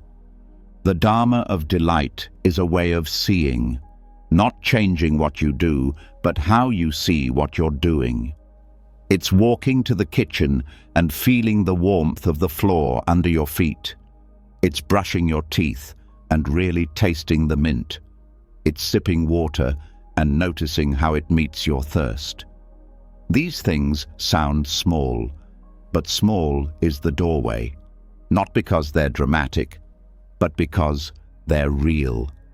And the more the mind learns to rest in them, the more it learns that joy doesn't need to be earned, it just needs to be noticed. The Buddha taught that joy, piti, and happiness sukha, are natural outcomes of a mind at ease. They're not goals, they're signs. When the mind is not agitated, not reaching, not pushing, these qualities begin to appear, not in fireworks, but in the sparkle of the ordinary. That sparkle is what this practice trains you to see. This doesn't mean pretending everything is fine or forcing a smile through discomfort. It means training the eyes of awareness to catch the moments the untrained mind misses. It means learning how to stop for 5 seconds and really feel the wind on your skin, the rhythm of your steps, the texture of the sunlight on your hands. These details aren't trivial. They're the fabric of your life. And each one, when met with mindfulness, becomes a seed of joy. Most people have joy habits that rely on achievement. Finish something, buy something, earn something, then maybe feel good. But these habits are built on delay. They teach the nervous system that joy is a reward, something that comes after. But the dharma of delight removes the delay. It says, joy is available now, in this breath, in this second, in this very place you're already standing. This kind of joy has nothing to do with excitement. It's not dopamine-based. It's not about stimulation. It's about resonance, a subtle alignment between the heart and the moment, where the mind isn't leaning forward or falling backward. It's just here. And in that here-ness, something warm opens. That warmth is the delight. And it comes not from what's happening, but from how fully you're meeting it. When mindfulness rests on a small moment, the moment expands. A bite of food becomes a full experience. The sound of a bird becomes a song. The smile of a stranger becomes a soft echo that lingers in your chest. None of these things need to last. That's not the point. The point is that they're seen, felt, honored, and when they are, they leave behind a subtle trace of joy. In Buddhist teachings, this joy is not just pleasant, it's spiritual. It prepares the mind for insight. A joyful mind is more open, more flexible, more able to see clearly. Joy softens the inner world so that truth can be heard without resistance. That's why this practice isn't indulgent. It's essential. You're not chasing pleasure. You're uncovering joy that already lives in the world you walk through every day. But this takes training, because the mind is used to skipping. It wants to get to the next thing. And even when things are good, it wonders how long it will last. That habit of scanning, judging, predicting, that's what blocks delight. So the practice is to interrupt the scan, to gently say, this moment is enough, and stay with it, even for a breath, even for 3 seconds. That staying is where joy enters. There's also a teaching in Buddhism that says joy is contagious, not just socially, but inwardly. When you touch one joyful moment, the next is easier to see, and the next, until eventually the mind starts looking for what's good instead of what's missing, not out of denial, but out of balance. Because joy isn't about ignoring pain, it's about remembering that pain isn't all there is. You can practice this with anything: washing your hands, making your bed, opening a window. Each action becomes a ritual, a mini offering to awareness. And when you bring your full presence to it, something always reveals itself. A sound, a smell, a temperature, a sensation, something that was always there but hidden behind distraction. And when it's seen, the nervous system shifts, the shoulders drop, the breath settles, and the heart smiles without reason. The dharma of delight is not limited to quiet moments either. It can show up in chaos, in laughter during hard times, in a deep breath in the middle of noise, in a moment of connection when everything else is falling apart. This joy is not fragile, it's resilient. It doesn't wait for things to be perfect. It rises through imperfection. At night, this practice becomes a gentle guide into rest. Instead of replaying the day's worries, the mind is invited to remember small joys. A warm shower, a kind word, a funny moment, a peaceful pause. You let the body feel them again, not to escape the hard parts, but to give equal space to the good. This balance teaches the brain to rest in gratitude instead of scanning for danger. And the sleep that follows is deeper, not because the world changed, but because your attention did. This also changes your relationship with time.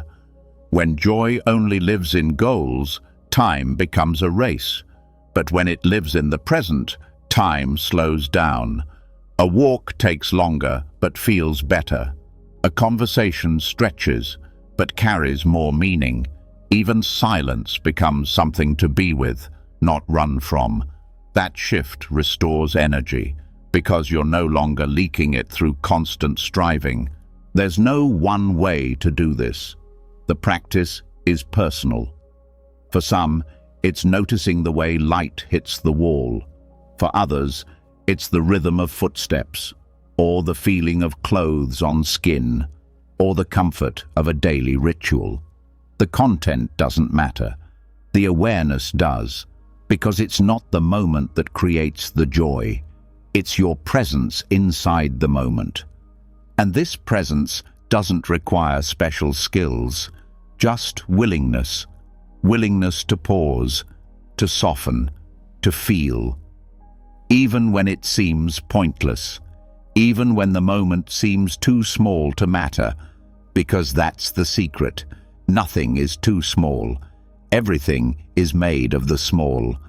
And once you learn how to find joy in the overlooked, you realize that joy was never missing. It was just waiting to be seen. The dharma of delight is a path that doesn't require you to add anything to your life. It only asks you to pay attention, to look again, to slow down enough that the world has time to show you what it's been offering all along. And in that seeing, you start to feel it. Not a rush, not a spike, but a warmth that builds. Quietly, surely. A joy that doesn't need to impress. A joy that lives right here. And once the eyes begin to notice the small joys, once the rhythm of everyday life starts to shimmer with sacredness, you begin to understand that joy doesn't always have to be found. Sometimes it can be given. Sometimes it can be offered. Not as a performance, not to be seen, but as a quiet expression of something deep inside. This is where the path of delight transforms into something even brighter, a joy that arises for no reason at all, a smile that's not waiting for permission, a radiance that doesn't need a cause. This is the smile without cause, inspired by the bodhisattva spirit, and it has the power to uplift everything it touches.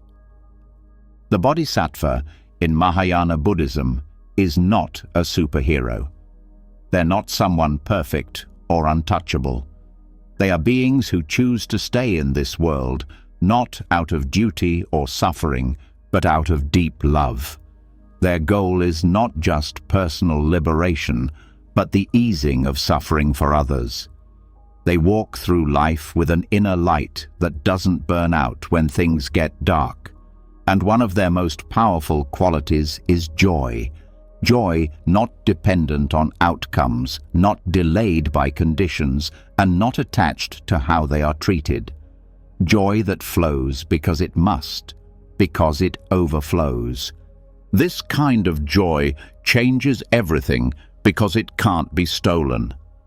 When your happiness depends on what others say, what you achieve, or what goes according to plan, then your peace is always at risk.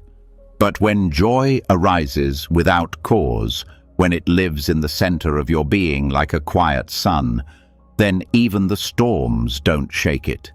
This is not theory.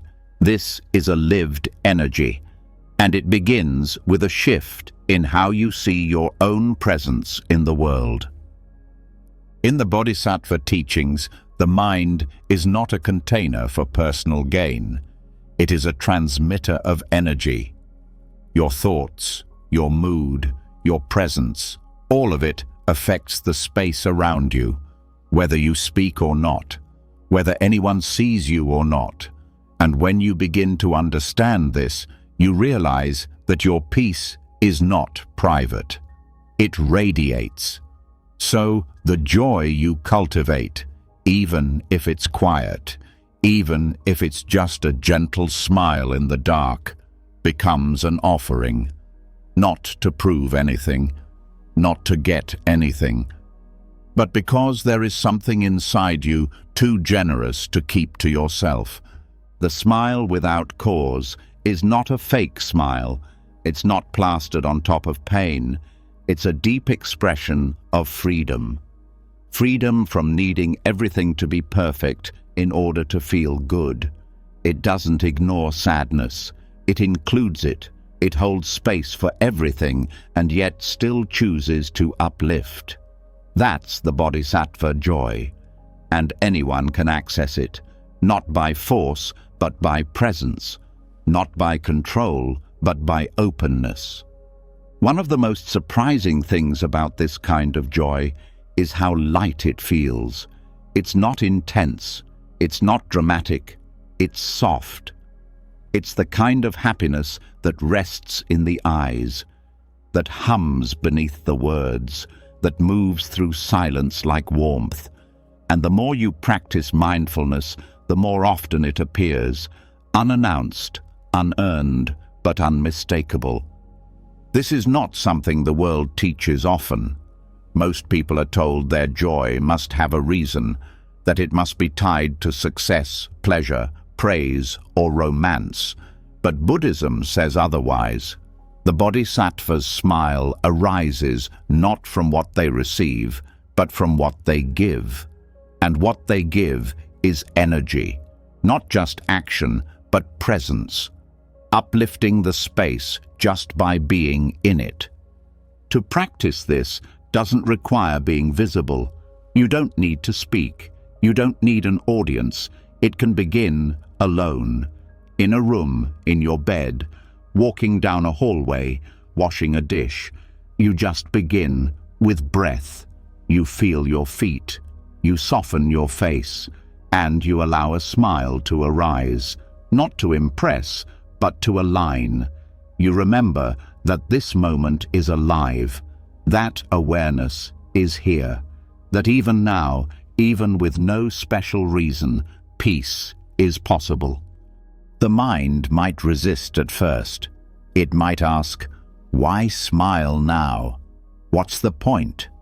That's the conditioning talking, the belief that joy must be earned. But the more often you allow joy to appear without permission, the more the nervous system learns that it doesn't need a story to feel light, and slowly that smile begins to show up on its own, while walking, while folding laundry, while doing nothing at all. It becomes a habit, not of pretending, but of remembering.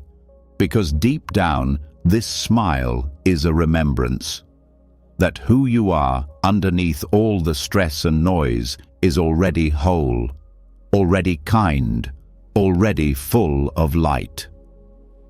The bodhisattva doesn't wait to feel good in order to serve. They serve, and joy follows. And even in solitude, their presence ripples outward. This isn't spiritual fantasy, it's neurobiology too. When your heart softens, your breath deepens, your face opens, your entire system enters a state of restoration. And that restoration is not selfish, it's contagious. The people around you feel it, even if you never say a word. They sense the calm, the steadiness, the subtle invitation to feel safe. And in a world where most people are overwhelmed, that invitation is a rare and precious gift. The smile without cause becomes a refuge for you and for others. Practicing this doesn't mean denying your pain. It means not letting pain be the only voice in the room. It means creating space for joy to coexist with sorrow, for light to return, even if only in flickers. You don't need to pretend to be fine. You just need to remember that joy is your nature too. In daily life, this shows up in simple ways. You walk into a space with presence instead of rush. You greet people not with performance, but with stillness. You meet difficulties with curiosity instead of panic. And even when things feel heavy, you carry yourself lightly, not to minimize the weight, but to move with it rather than against it. At night, the smile without cause becomes a gentle doorway into sleep. When the day ends and nothing seems particularly remarkable, you can still choose to rest in warmth. You can feel your face soften. You can feel your breath slow. You can recall nothing special and still feel grateful. This is the secret. Joy is not the result of something happening. It's the result of not needing something else to happen. In the bodhisattva tradition, there's a practice of visualizing others receiving your light. Even when you feel tired, even when you feel empty, you offer your presence like a quiet candle in a vast space, and that offering doesn't drain you, it replenishes you, because joy multiplies when it's given. Not big, not loud, just steady, just honest, and the more it's shared, the stronger it becomes. This kind of joy is one of the greatest acts of resistance in a world that thrives on urgency and lack. When you smile without cause, you're saying, "This moment is already complete. I don't need to wait for the next thing to feel whole. I don't need to be more to be enough. I can be kind now. I can be light now." And in that choice, a deeper strength appears. You might not change the world with a single smile, but you change the moment, and the moment changes you. So the next time nothing special is happening, smile anyway. Let your body remember what your mind has forgotten. That joy doesn't ask for credentials, that your peace doesn't need permission. You are not waiting for the perfect moment. You are the perfect moment, quiet, grounded, and full of light. And the smile you offer, even in silence, reaches farther than you'll ever know. And when joy no longer waits for a reason, when it begins to radiate without asking for anything in return, a strange kind of silence follows, not empty, not cold, but full. A silence that doesn't demand, a silence that doesn't perform. It's not a gap to be filled, it's a sanctuary to rest in. After the smile without cause has opened the heart, there comes a deeper invitation. Let the words fall away. Let the noise collapse. Let the quiet become the teacher. This is where Buddhist stillness takes over, not as the absence of thought, but as the space that holds peace when thoughts no longer lead. Most of the day is lived in words, outer words, inner words, stories, lists, commentary. Even when no one is speaking, the mind fills the silence. And the strange thing is, this chatter feels normal. It becomes so constant that its absence can feel unfamiliar. But under all the noise, something softer has always been waiting, a stillness that doesn't need language, a clarity that doesn't need narration. Buddhist practice doesn't just point to this stillness, it lives there, because silence isn't a gap between useful things. It is itself the most useful thing of all. Self-talk is not bad by nature. It helps navigate, it plans, solves, names. But it's also where the inner critic hides, where insecurity lives, where future fears and past regrets loop without end. And the problem isn't the presence of words, it's the absence of space between them. When the internal dialogue becomes a wall of sound, there's no room left for truth to rise. That's when silence becomes medicine. Buddhism teaches that silence is not just the lack of speaking, it's a presence, a living field of awareness that doesn't need to say anything to know. And when you enter that field, something profound happens. The body begins to release its grip, the breath finds its own rhythm, and the mind, used to being in charge, starts to dissolve into the moment. Not because it was pushed out, but because it's finally met something deeper. This silence doesn't need to be long. Even a few seconds of stillness, real stillness, can change the entire tone of the nervous system. The chatter softens, the emotional charge fades, not because you figured it out, but because the need to explain it has vanished. Stillness is not an answer. It's what remains when the question drops. The power of this silence is its ability to interrupt habitual thought. Thoughts aren't the problem. The loops are. The echo chambers, the commentary that says the same thing in different words, hoping to feel something new. Buddhist meditation interrupts this without force. It simply invites you to sit, to breathe, to return. And each return is a quiet refusal to keep fueling the noise. There's a reason why monasteries prioritize silence, not just in formal practice, but in lifestyle. Because in that quiet, something forgotten returns. An awareness that can't be taught through language, a clarity that doesn't come from analysis, and a peace that doesn't depend on getting anything right.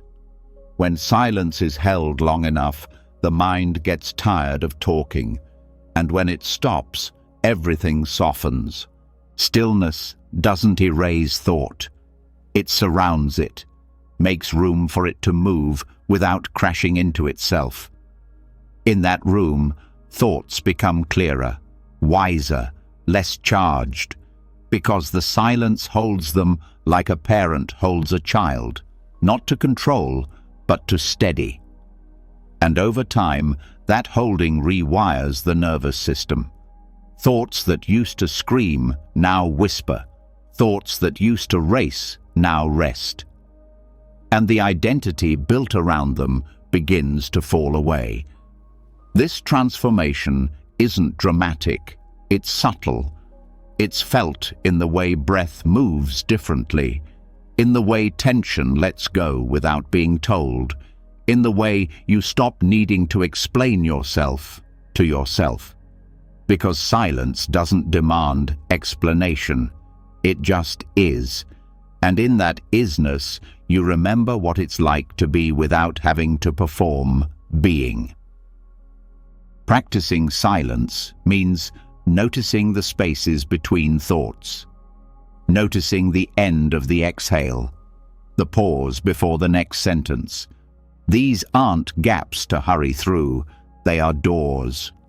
And if you linger at those thresholds, something opens. A kind of still presence that doesn't belong to the thinking mind. It's not a thought, it's not even a feeling. It's the awareness that allows both. This is why Buddhist retreats often emphasize noble silence, not as a punishment, but as a sacred invitation, because the less you speak, the more you hear. Not with your ears, but with your body, your intuition, your knowing, and that knowing doesn't speak in paragraphs. It arrives in stillness. Even at home, this silence can be practiced. Start with a few minutes in the morning. No music, no words, no goals, just presence, just breath. At first, the mind might resist. It might panic. But if you stay, if you listen, the noise begins to lose power. It reveals itself as a habit, not a necessity.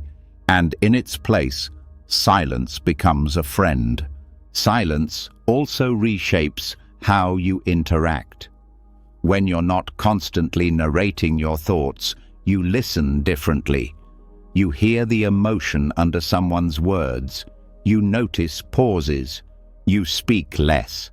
But when you do speak, it lands with clarity, because it's not filling space, it's coming from stillness. And people feel that. At night, this stillness becomes a path to deep rest.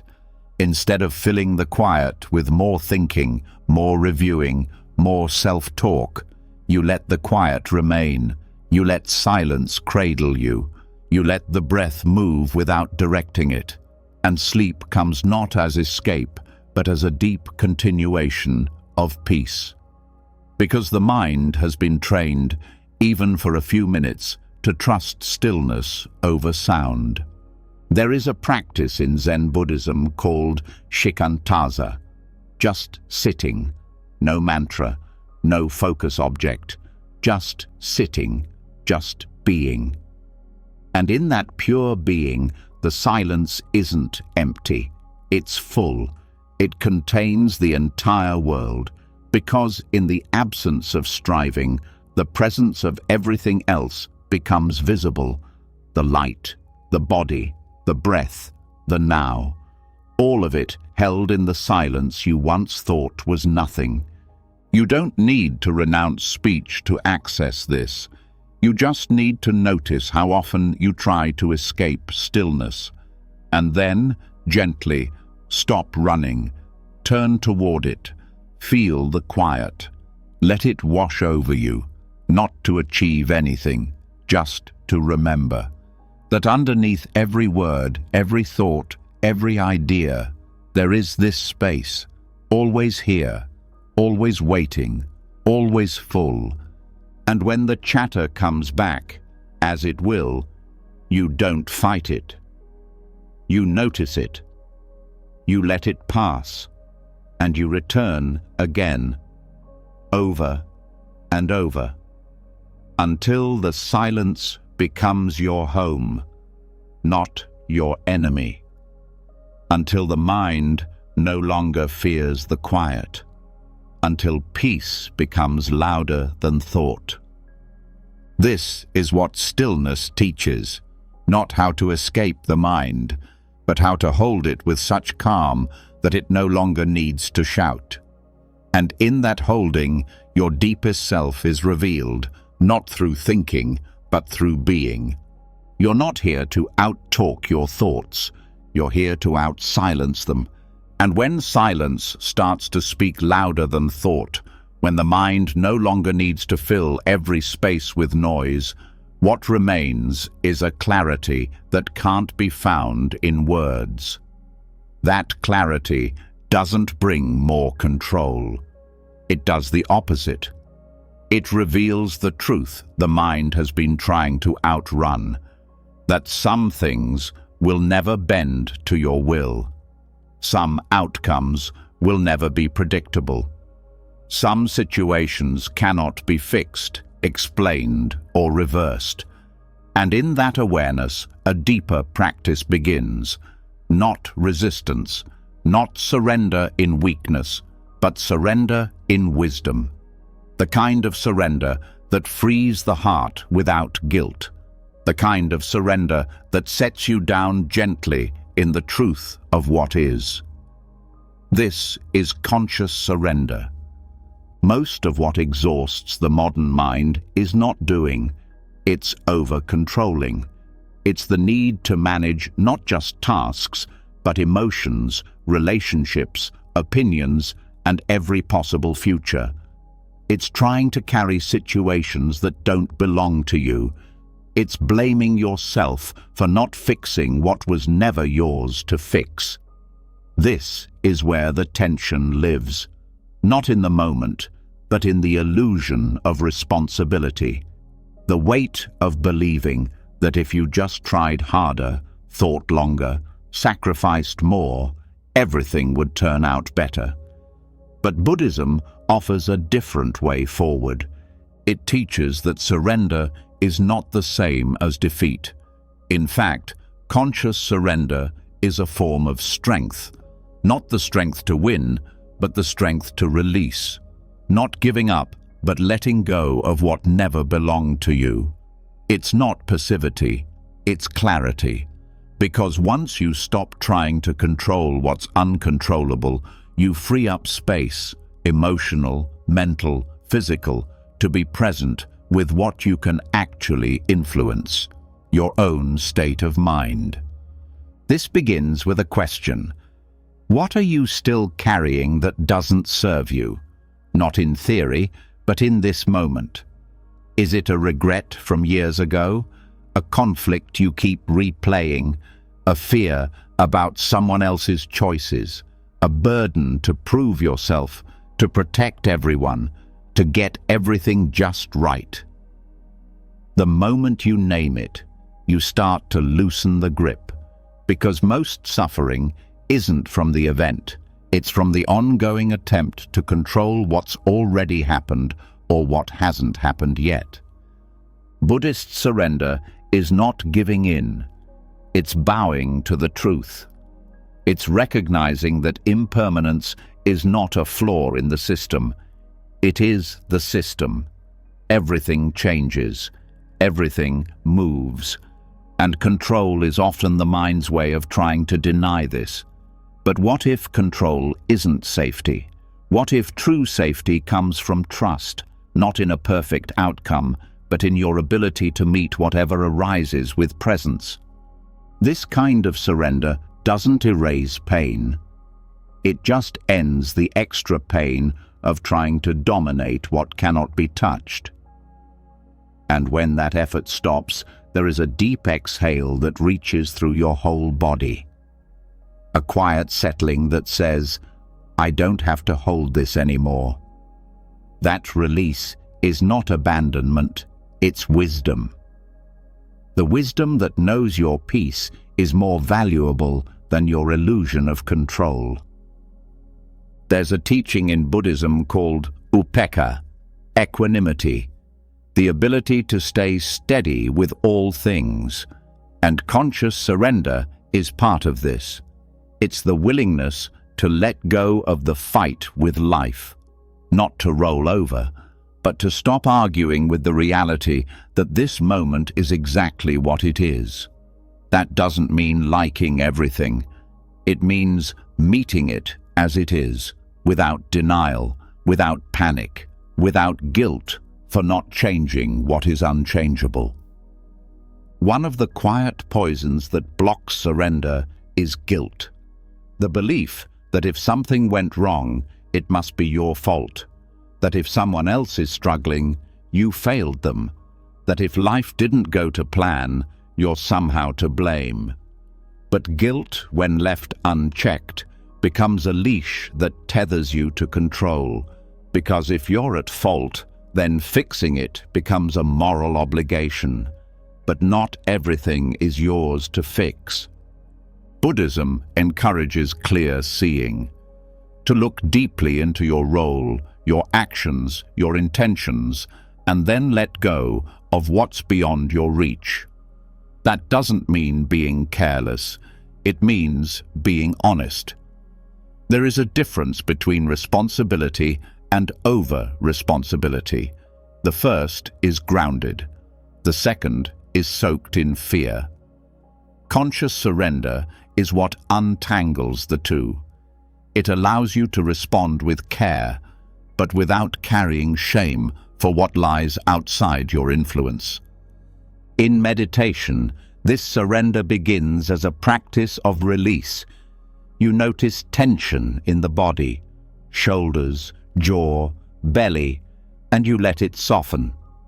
Not all at once, not perfectly, just one breath at a time. You feel where the mind is holding, grasping, spinning, and you gently say, "Let it be," again and again. You don't force stillness, you don't demand silence. You offer space, and in that space, the clenching stops. At night, this surrender becomes essential, because it's often in the quiet that old control patterns reawaken.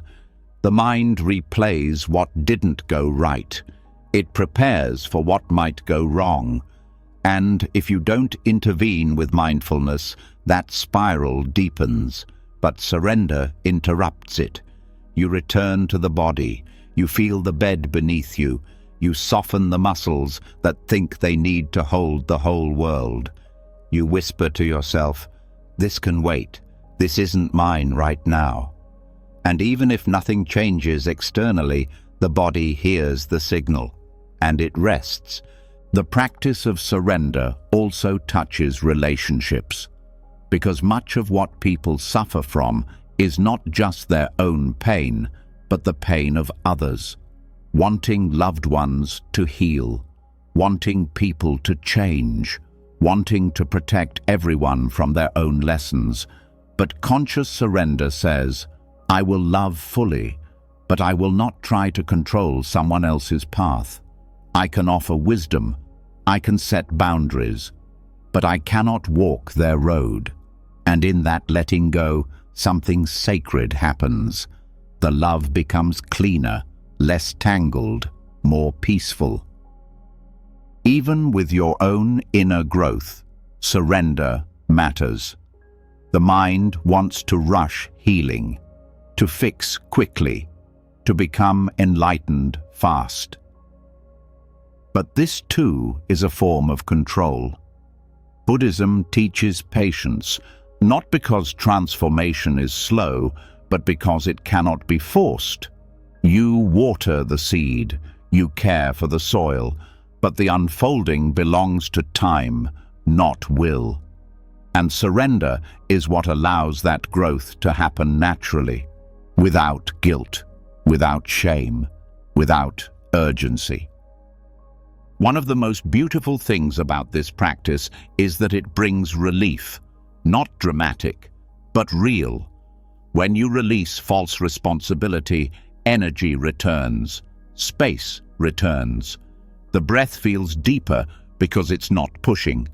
The body feels lighter because it's not bracing.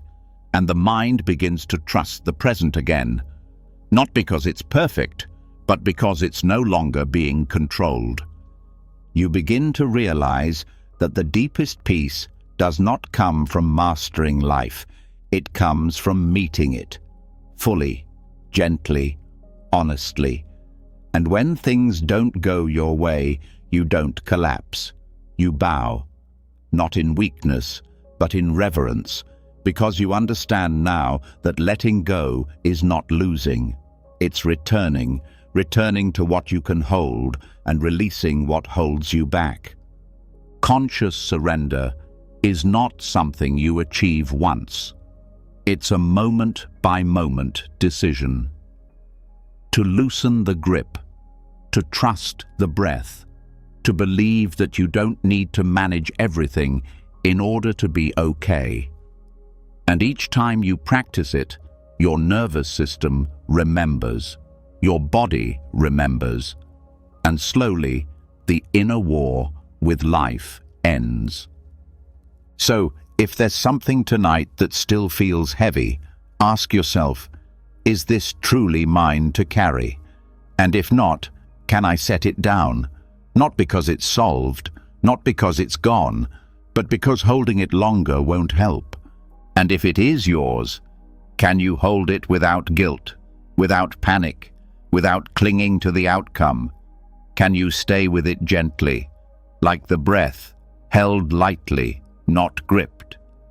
This is surrender. Not an escape, but a sacred return. Not silence in defeat, but peace in knowing what's real. You're allowed to rest now, even if the world is still turning, even if things are still unclear. You're allowed to soften, to trust, to release. And in that release, a deeper strength is born, one that doesn't control life, but moves with it, breath by breath, moment by moment, with calm, with wisdom, and with peace. And once the weight of over-responsibility has been released, once the quiet act of surrender creates space inside your chest, the mind becomes more fertile. Not crowded, not chaotic, but open in a way it hasn't been for a long time. That openness is not empty. It's ready. Ready to receive, ready to be shaped. Because every moment of inner calm is also a planting ground, especially in the moments just before sleep, when thoughts start to settle and the subconscious becomes more absorbent than at any other point in the day. This is where we begin to understand karma, not just as action, but as attention. Not just external deeds, but internal seeds. The karma of thought before sleep might be subtle, but it holds immense power. Karma is often misunderstood as cosmic punishment or reward, like some kind of mystical scoreboard. But in Buddhist teaching, karma is not about judgment. It's about cause and effect. Every action, every word, every thought plants a seed. That seed doesn't sprout instantly, but it shapes the field of the mind. And the field never forgets. It doesn't need to. It stores everything quietly. Then, without warning, it grows. Not always where or how you expect, but always true to the energy that was planted. The most overlooked aspect of karma is what happens internally. People focus on what they do, what they say, how they treat others, and all of that matters deeply. But what's often missed is how you treat yourself in the invisible moments. The conversations you have with your own mind, the stories you reinforce, the beliefs you repeat. These are the seeds that shape your emotional weather. And bedtime is one of the most fertile times to plant. The moments before sleep are not throwaway minutes. They are soft, sacred transitions. The conscious mind begins to loosen. The body drops its guard. The subconscious opens its gates. And whatever you place into that space is carried through the night. That's why a single harsh thought at bedtime can echo in your dreams, and why a kind, stable thought can become a source of healing that stretches into the morning. Buddhist practice invites you to be intentional with this space, to see your last thoughts not as leftovers, but as offerings. What you offer the mind in those final minutes becomes the tone of the night, and that tone becomes the tone of the next day. If the mind is offered anxiety, fear, guilt, or resentment, it will carry those vibrations into the resting body. If the mind is offered calm, gratitude, loving kindness, or self-acceptance, those too will take root and begin to grow even while you sleep. Planting seeds is not about forcing positivity. It's about conscious choosing. Choosing which thoughts deserve your final attention, choosing which beliefs deserve to be watered, and choosing which patterns no longer need your energy. It's not a performance, it's care. The same care you'd offer a garden, You don't curse the soil, you just pull the weeds gently, and you plant what nourishes. To begin this practice, start small. Before bed, pause, even for 1 minute. Take a breath. Ask yourself, what seed do I want to plant right now? Not a goal, not a wish, but a quality. Maybe ease, maybe safety, maybe compassion. Choose one, and let the mind rest in it, not by repeating it like a mantra, but by feeling it. Let the body soften around it. Let it spread through your awareness. Let it become the last thing you offer to the night. This doesn't have to be dramatic. It can be as simple as recalling something that felt gentle during the day. A moment where you felt respected, calm, or seen.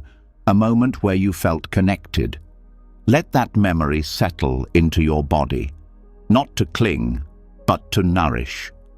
The mind often replays pain as a habit, but you can train it to replay joy as a medicine.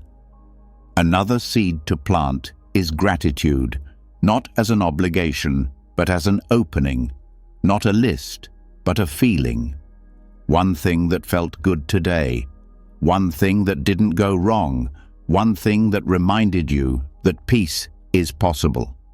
You don't need to be grateful for everything, but you can be grateful for something.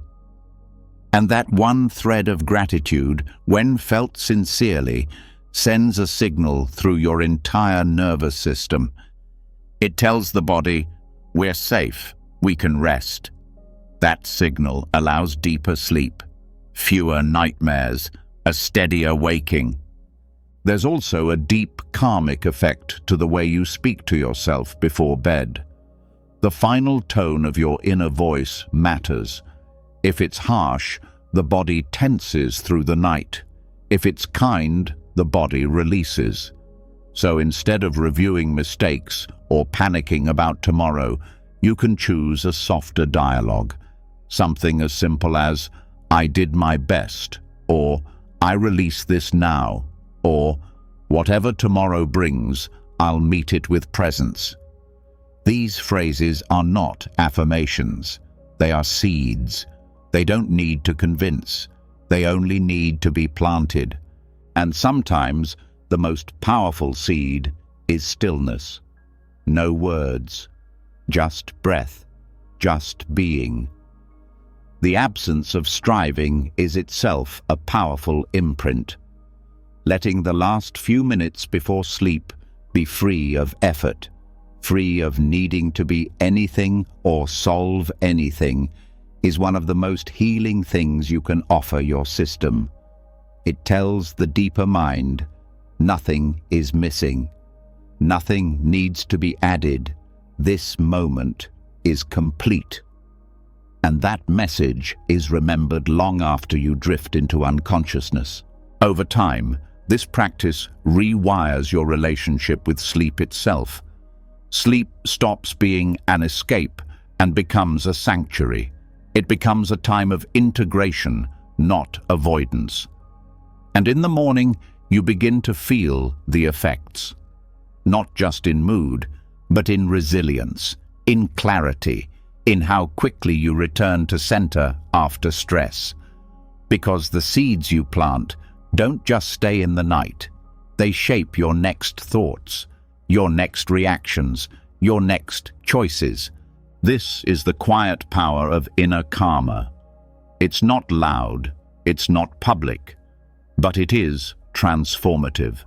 The thoughts you repeat in private shape the emotions you express in public.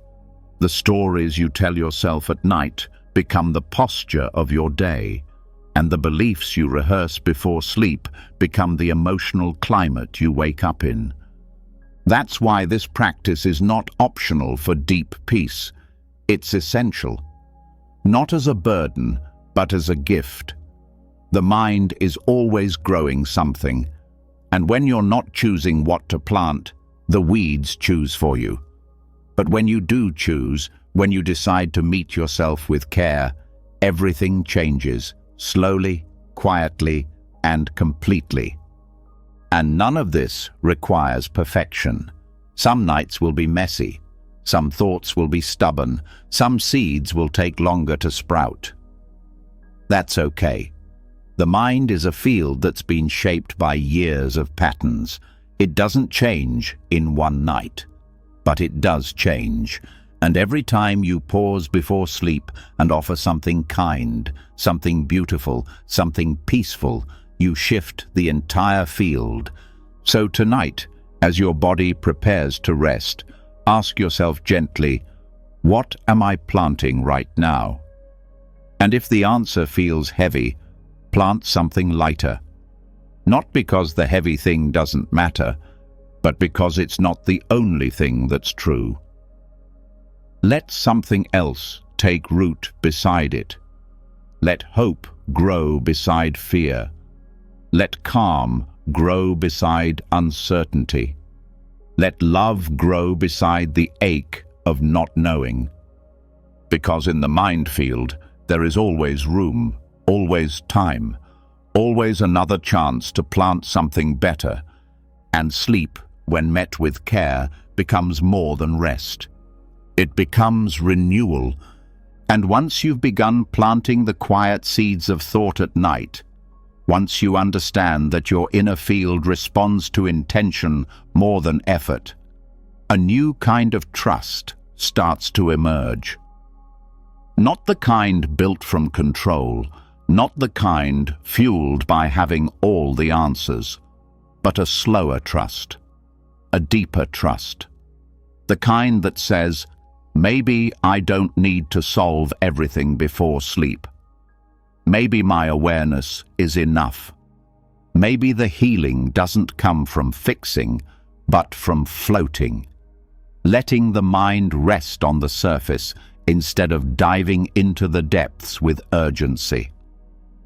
This is where the practice shifts again, into the art of releasing problem-solving and resting in pure awareness. The mind wants to fix things. It's wired that way. It thinks safety comes from solutions, from wrapping everything in neat conclusions, from staying ahead of discomfort. And during the day, that tendency can help. It can create progress, structure, understanding. But at night, the same habit becomes a trap. When the lights go down and the body slows, the mind doesn't always get the message. It thinks it needs to keep going, that it has one last task, that if it can just solve this one lingering issue, rest will finally be allowed. But that's the lie, because there is no final thought, no final fix. The mind will always offer another angle, another worry, another imagined scenario. It doesn't settle through solving, it settles through surrender. That surrender begins with one choice, to stop looking for the solution and start trusting the awareness that sees the need for one. Awareness is different from thought. It doesn't argue, it doesn't demand, it doesn't insist that something be different in order to be okay. Awareness simply notices. It notices the thoughts, the tensions, the impulses to control, and it doesn't push any of them away. It just sees, and that seeing alone has power. When you rest in awareness instead of reaction, something softens. It's not that the problems disappear, it's that your relationship with them changes. They're no longer urgent emergencies. They become passing weather patterns. They're not walls, they're clouds. And just like clouds, they don't need your help to move. They drift on their own when you stop holding them in place. Floating over fixing means allowing the thoughts to rise without grabbing them. It means letting the discomfort be there without turning it into a puzzle. And it means recognizing that insight doesn't arrive through force. It arrives through space, through the pause, through the stillness you create when you stop trying to bend the mind into resolution. Buddhist meditation teaches this in the simplest of ways. You sit, you breathe. Thoughts come. You don't chase them, you don't answer them. You let them float. And what you find, again and again, is that the more you allow, the more the thoughts dissolve. Not because you outsmarted them, but because you didn't feed them. You watched, and they passed. That watching becomes your superpower at night. When the mind says, "What if this doesn't work out?" or "Why did that happen?" or "How do I fix this?" you breathe, you listen, and then you return to presence, not to deny the question, but to remember that answers don't arise in tension, they arise in space, in openness, in the mind that's not racing to control. This doesn't mean ignoring responsibility. It means knowing when responsibility turns into obsession. It means drawing the line between what needs to be done and what the mind is doing out of habit. And bedtime is the perfect time to draw that line, because the work of the night is different. It's not about fixing, it's about integrating, healing, repairing from within. And none of that requires control. It requires letting go. One of the gentlest ways to enter this practice is to name the problem and then release it. You can say to yourself, "This is here. I feel it. I acknowledge it. And now I release the need to solve it tonight." That single phrase interrupts the loop. It creates a soft boundary, not to shut the mind down, but to guide it back to rest. Trusting awareness is not about giving up. It's about trusting that rest itself is useful. That insight doesn't always come in the form of clear thoughts. Sometimes it arrives as dreams, as a calmer nervous system, as a new perspective in the morning that you couldn't reach through effort. Floating allows these things to rise. Fixing strangles them before they can appear. And here's something surprising. Most of the answers people look for at night aren't needed until morning. The urgency is a trick of the mind, a way to avoid stillness. But if you resist that trick, even for a few breaths, you begin to see it clearly. The thoughts aren't real-time emergencies. They're echoes, mental habits, and awareness sees them without becoming them. This awareness becomes stronger each time you practice it. Each time you notice a loop and don't follow it. Each time you feel the urge to analyze and instead you breathe. Each time you watch a thought pass without grabbing it. These moments are small, but they add up. And the more often you float, the less the mind believes it needs to fix everything. Floating also heals the body, because the nervous system can't tell the difference between real danger and imagined problem-solving. When you think with tension, the body responds with adrenaline, with cortisol, with shallow breath and clenched muscles. But when you rest in awareness, the body recalibrates. It enters the parasympathetic state, rest and digest. This is where true sleep begins, where the body does its deepest repair. At first, the floating might feel uncomfortable, like you're not doing enough, like you're ignoring something important. But that's just the mind reacting to a new habit. And habits don't shift instantly. You stay with it. You let the discomfort be part of the floating. You let the need to fix be something you observe, not something you obey. And slowly, something changes.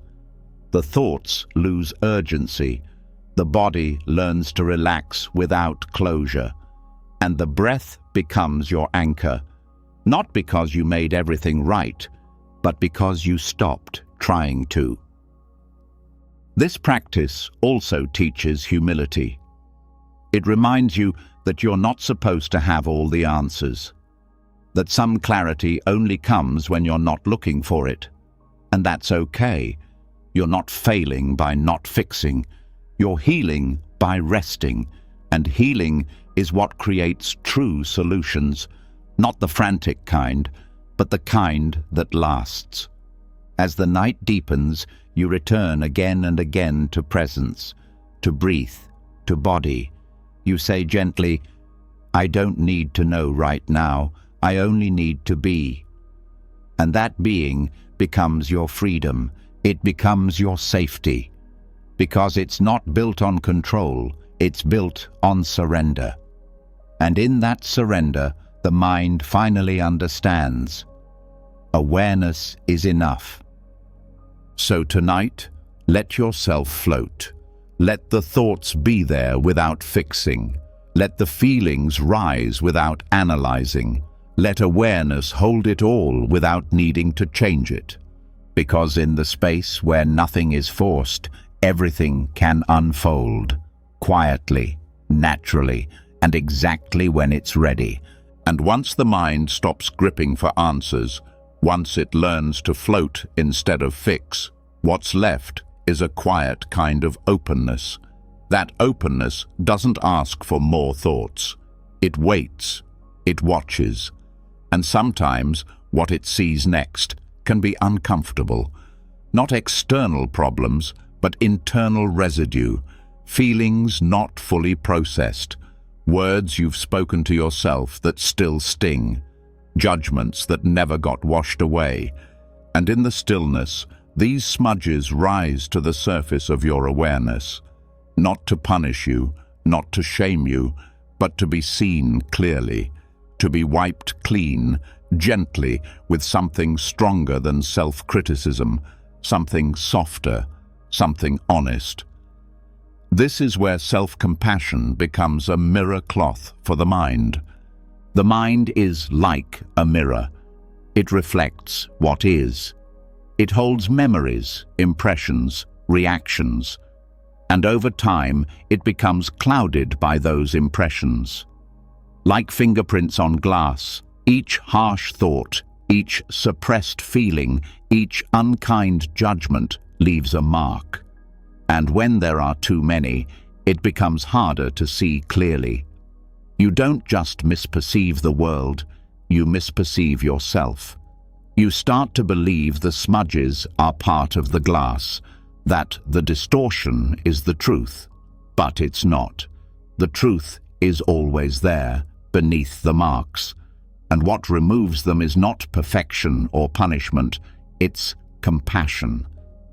Self-compassion is often misunderstood as indulgence, as letting yourself off the hook. But in Buddhism, it is seen as a crucial part of inner clarity. Without it, there is no honest seeing, because when the mind is harsh, it avoids truth out of fear. It protects itself with blame and distraction.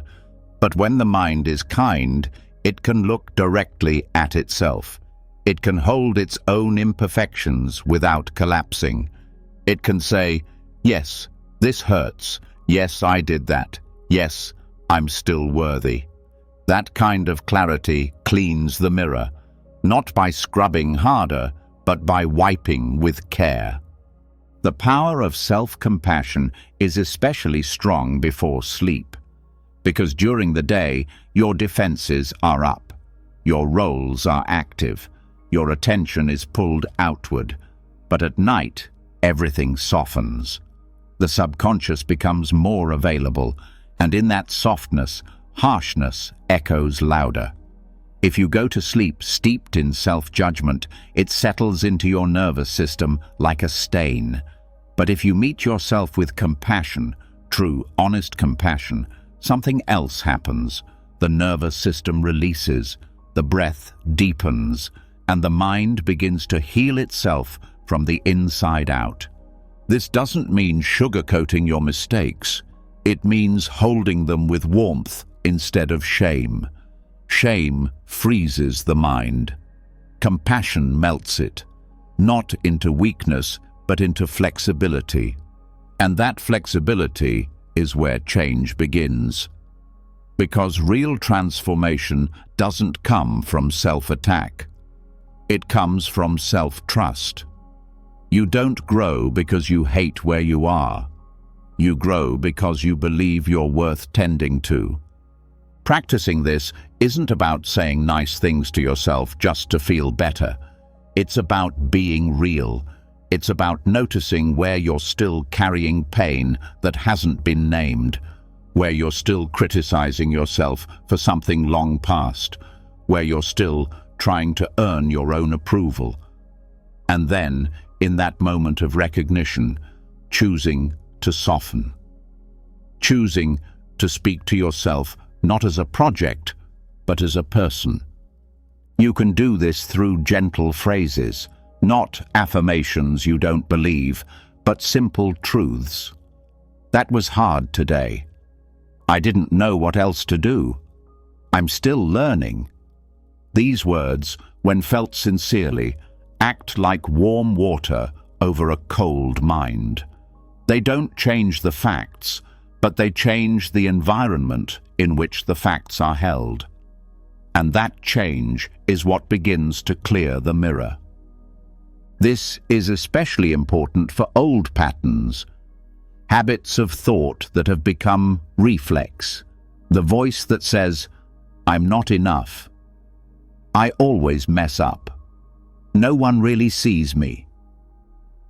These voices don't disappear through logic. They dissolve through kindness, through repeated experiences of being met without attack. And since you can't always depend on the outside world for that, you learn to offer it to yourself. Not once, but again and again. Over time, this becomes a nightly ritual. Just before sleep, you scan gently, not to judge, but to care. You notice what still feels tight, what still feels unresolved, and instead of rushing to fix it, you place your awareness there like a warm hand. This hurts, and I'm here. I see you, and you're not alone. These phrases sound simple, but they're profound, because they interrupt the old conditioning that says you must be harsh to grow, that only guilt creates change. That shame is the same as accountability. It's not. Compassion is accountability without violence. When you offer this to yourself, your sleep changes. The body feels safer. The mind feels held. And even if nothing gets solved, you enter rest with less resistance. And in that state, healing deepens. Dreams soften. The subconscious lets go of old knots, because it no longer feels like it's being punished in the dark. This practice also helps with the voice inside that tries to reject compassion. The one that says, "I don't deserve that," or "It's too late." When that voice arises, you don't fight it. You include it. You say, "Even you are allowed to be here." You let compassion touch even the part of you that doesn't believe in it. And over time, that part starts to soften too. Self-compassion is not just a technique. It's a relationship, a way of being with yourself. And like any relationship, it grows with time. You might forget. You might resist. But the more often you return to it, the more natural it becomes. Until eventually, it's no longer a practice. It's a way of moving through the world, through failure, through success, through ordinary moments, with less tension, with more honesty, with peace. There's a phrase in Buddhism that says, "Compassion is the quivering of the heart when it meets suffering." That includes your suffering, your old regrets, your unspoken fears, your unmet needs. when your heart can quiver for itself, not in pity but in presence, you've begun the real work of liberation. At night, let this be the final energy you invite in. Not another task, not another demand, just presence, just warmth, just the willingness to meet yourself where you are, without running, without explaining, without needing to be perfect first.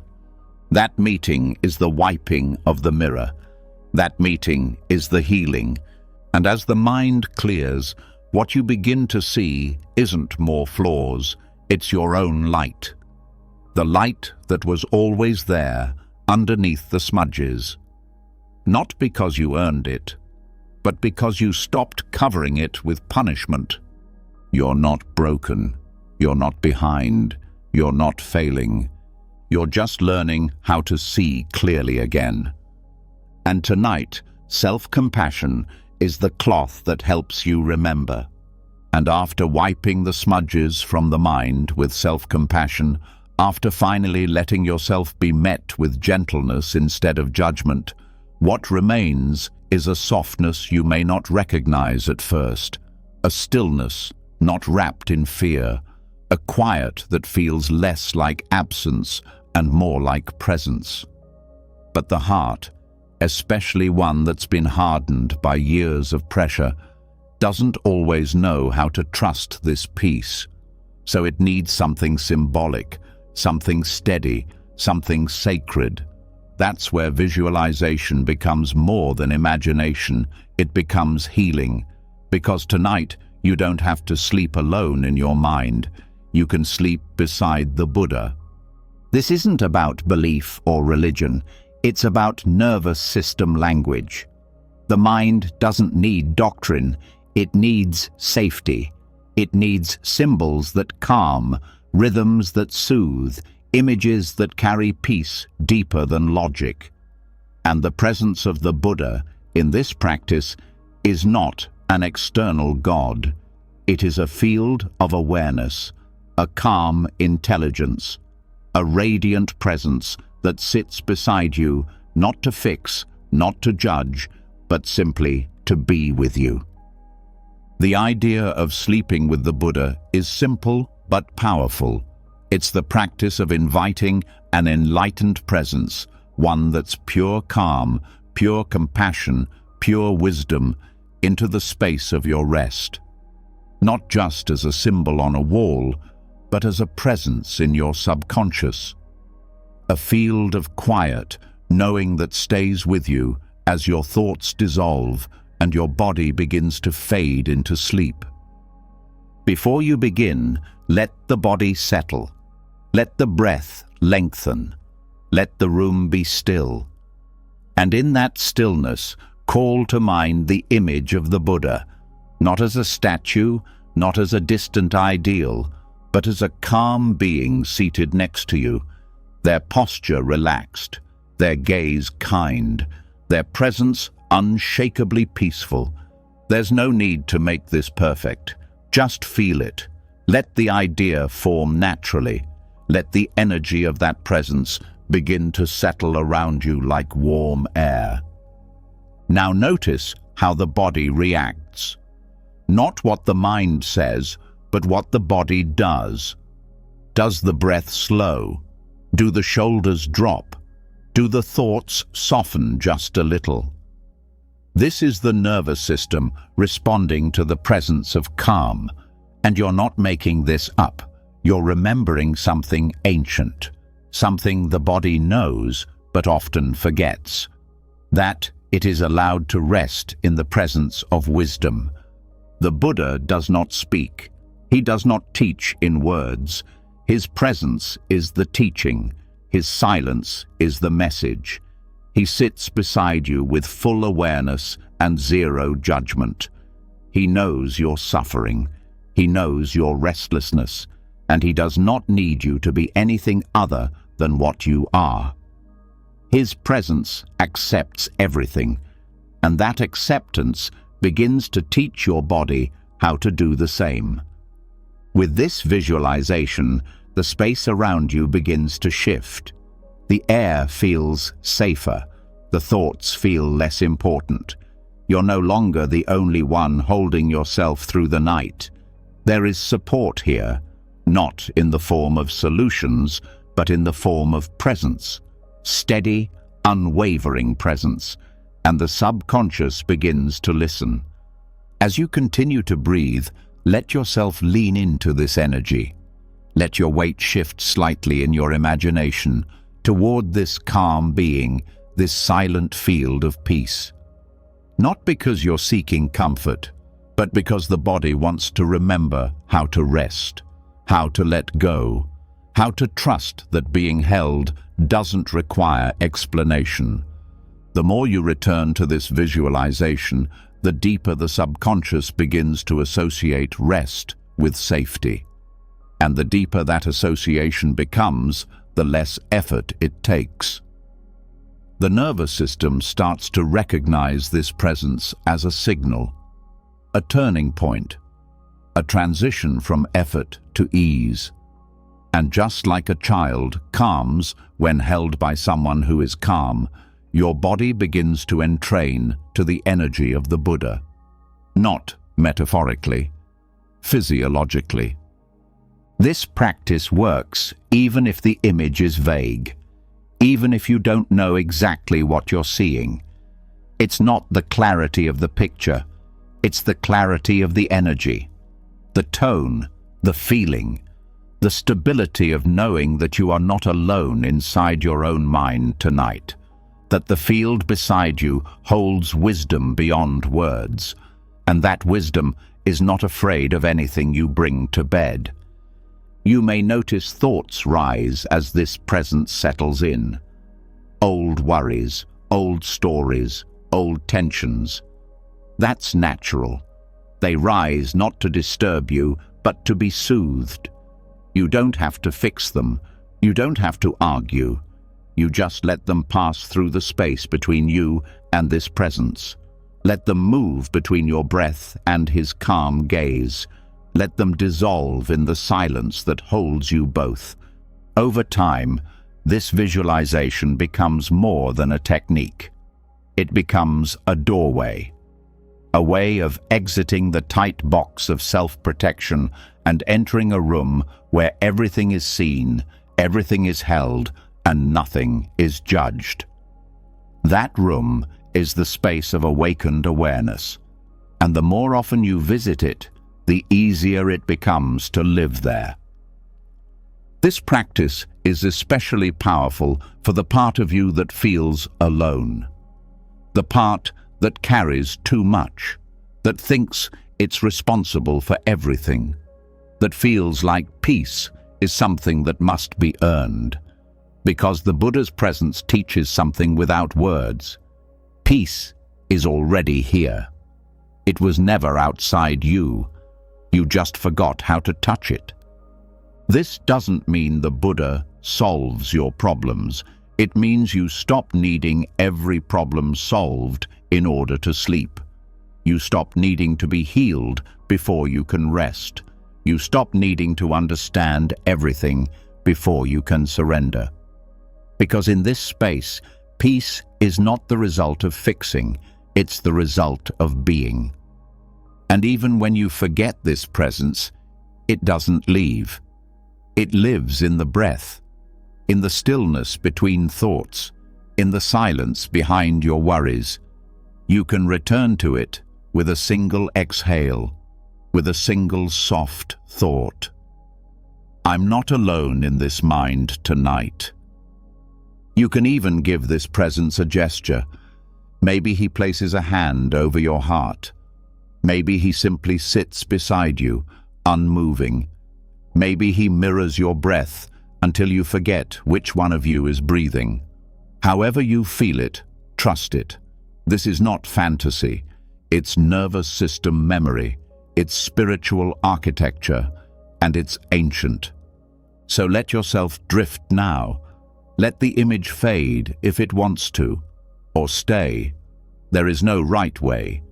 The only instruction is this: Allow the presence of enlightened calm to hold you as you rest. Let the mind stop leading. Let awareness lead instead. Let the body remember what it's like to be safe in stillness. And when sleep finally comes, let it come inside that sacred presence. Let your dreams arise from that peace. Let your healing begin from that safety. Because tonight, you are not falling into unconsciousness. You are being held in luminous silence. This is what it means to sleep with the Buddha. Not beside a person.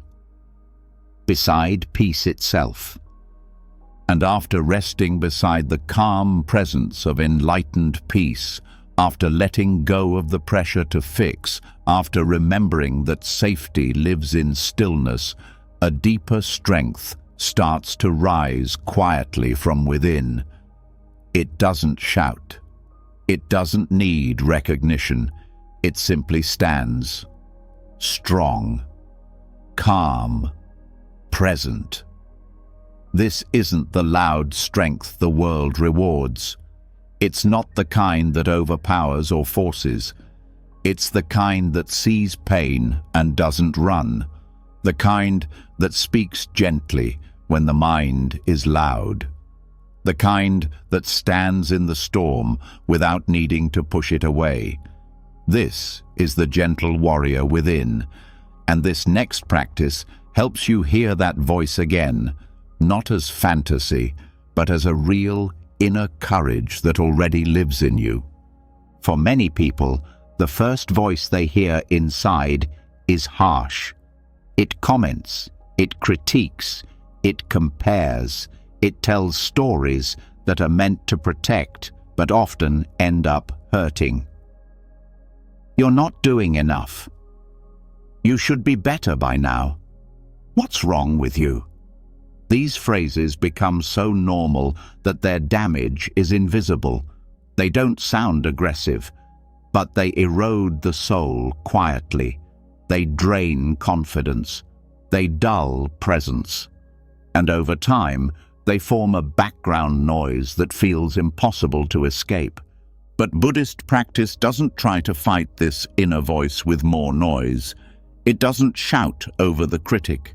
It doesn't shame the shamer. It does something more powerful. It listens, not to agree, but to understand. To see clearly what the voice is trying to protect. To meet the fear underneath with clarity instead of anger. Because what harsh self-talk really is, more often than not, is scared talk. It's the mind trying to stay safe by staying small, trying to avoid pain by rehearsing it first. That's where the gentle warrior comes in. A presence within that doesn't attack the pain, but refuses to bow to it. A voice that doesn't speak from perfection, but from steadiness, from a kind of inner resilience that doesn't need permission to exist.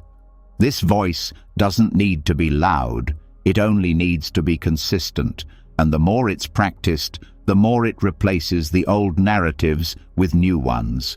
Ones rooted not in fear, but in truth. To cultivate this voice, begin by noticing when the inner critic appears. Not to silence it, but to pause, to step back.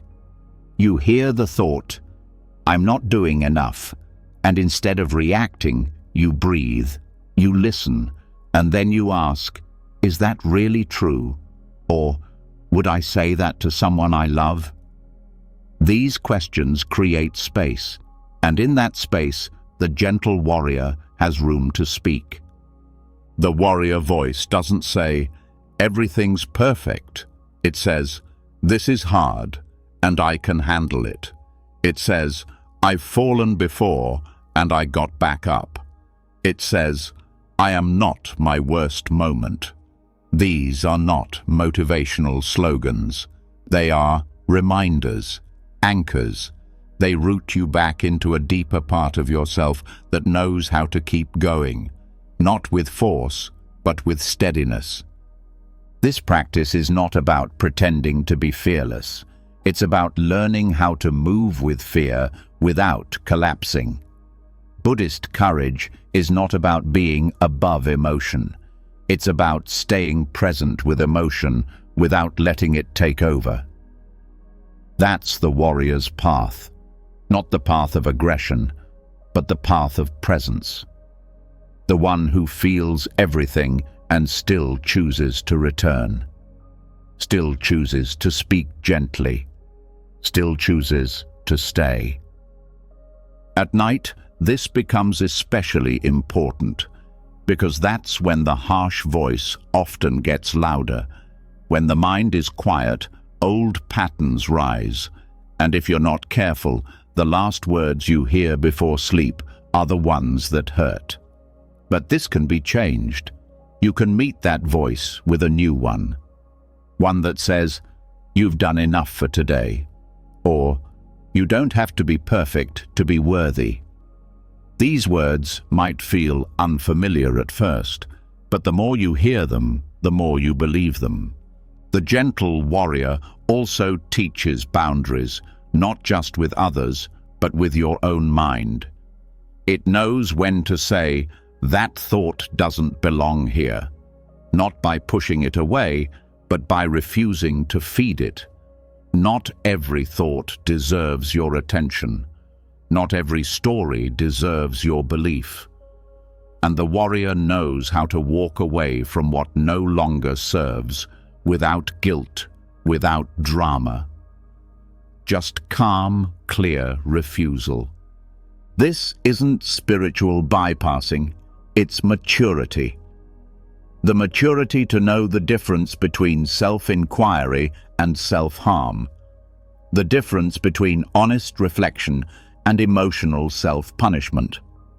The gentle warrior can look at the truth without turning it into a weapon. It sees clearly without making the clarity cruel. And in that, real healing becomes possible. Over time, this voice becomes your inner guide. Not the kind that promises happiness all the time, but the kind that promises not to abandon you in the hard moments. The kind that says, "You're still here. That's enough." The kind that whispers strength when everything else is falling apart. You can practice this in small ways. When you make a mistake, pause. Notice the first thought, then choose a new one. That didn't go how I wanted, but I'm learning. When you feel overwhelmed, pause. I'm allowed to rest. When you doubt your path, pause. I don't need to have it all figured out tonight. These moments are where the warrior speaks, not with armor, but with presence, not with certainty, but with care. This also changes how you respond to others, because the more gently you speak to yourself, the more gently you speak to the world. You stop needing others to validate your worth. You stop reacting from a place of inner attack, and you begin to offer the same calm resilience to people around you, not by fixing them, but by being a steady presence in their storm. The gentle warrior within doesn't always look brave. Sometimes it looks quiet. Sometimes it looks like walking away. Sometimes it looks like crying without shame. But underneath all of that is a strength deeper than fear. A strength that says, "I can feel this, I can be with this, and I can keep going." This kind of strength is not built overnight. It's built in small choices, in thousands of moments where you replace the old story with a new one, where you choose presence over panic, where you choose compassion over critique, and where you learn, slowly, steadily, that your strength was never in your ability to fight. It was in your ability to stay kind. So tonight, if the harsh voice comes back, meet it, not with fire, not with resistance, just with the quiet voice that says, "I see you, but I choose something else now." That's the warrior's voice, calm, soft, unshakable. And it lives in you. And once the inner warrior has found its voice, once self-kindness replaces the need for inner attack, something unexpected starts to shift. You no longer feel like you have to earn your place in the world through perfection. The constant need to prove begins to dissolve. The pressure to get it right, to win, to control every outcome starts to lose its grip. And in that quiet release, another truth rises to the surface. Peace isn't found in the results, it's found in your relationship to them. This is where we enter the practice of joyful detachment from outcomes. A lesson in freedom the world rarely teaches, but one that Buddhism has whispered for centuries.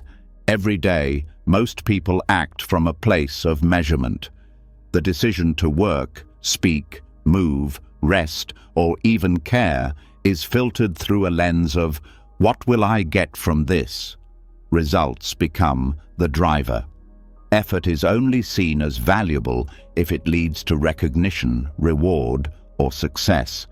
But underneath that way of living is a mind quietly cracking under the pressure, because outcomes are unpredictable. No matter how hard you try, there are factors you can't control. And when all your happiness is attached to those results, you end up at the mercy of things you were never meant to hold. Buddhist philosophy offers something radically different. It teaches that effort itself is enough. That intention, pure, honest, grounded, is a complete act. Karma, in its truest sense, is not a scoreboard. It's a cycle, a movement. Every action plants a seed. But you don't control the weather. You don't control the timing. You only control the planting. And when you truly understand that, peace returns. Joyful detachment doesn't mean you stop caring. It means you stop clinging. It means you show up fully, wholeheartedly, with presence and purpose, and then you let go. You give your best without tying your worth to what happens next. You rest in the doing, not in the outcome. And that shift doesn't make you lazy. It makes you free. This kind of detachment isn't numbness. It's clarity. It's knowing the difference between what's yours and what isn't. Your effort is yours. Your values are yours. Your integrity is yours. The results, they're not. They never were. And letting go of that illusion doesn't weaken you. It makes you powerful, because your energy stops leaking into anxiety and starts fueling grounded, meaningful action. To practice this, you begin by watching the moments when your mind starts measuring. You catch the voice that says, "Will this be good enough? Will they notice? What if I fail?" And instead of chasing those thoughts, you pause. You return to your breath. You ask yourself, what am I here to give? Not to get, but to give. And you anchor into that. When you focus on the giving, the moment opens. You become more present. You feel more alive. And you act from a place of wholeness, not desperation. That wholeness is what Buddhist teachings call right effort.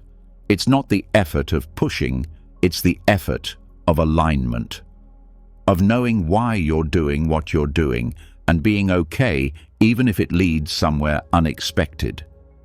This is especially important at night, because as the day ends, the mind often starts reviewing what worked, what didn't, what needs to change. That reflection can be helpful, but when it turns into judgment, into a list of wins and losses, it becomes suffering. Joyful detachment means ending the day not with a report card, but with a bow. I showed up. I stayed honest. I tried. That's enough.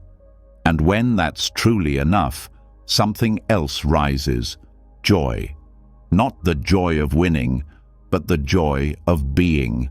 The joy of knowing you stayed aligned. That you didn't betray yourself for results. That you gave what you had and let the rest unfold. This also changes your relationships. When you release attachment to how people respond, when you stop needing approval, recognition, or control over their feelings, you love more purely. You listen more fully. You stop trying to manage others and start meeting them. And that presence builds connection that outcomes never could. Even your goals shift. You still work, you still grow, but the fuel changes. You're no longer climbing to escape yourself. You're moving forward because movement is part of being alive. And each step becomes the reward. Not the finish line, but the process. The experience of walking your path without dragging the weight of expectation behind you. This doesn't mean you stop dreaming. It means your dreams become lighter. They inspire rather than burden. They guide without enslaving. And you learn to hold them the way you hold a bird in your hand, gently, with open fingers. Letting them breathe. Letting them go if they need to.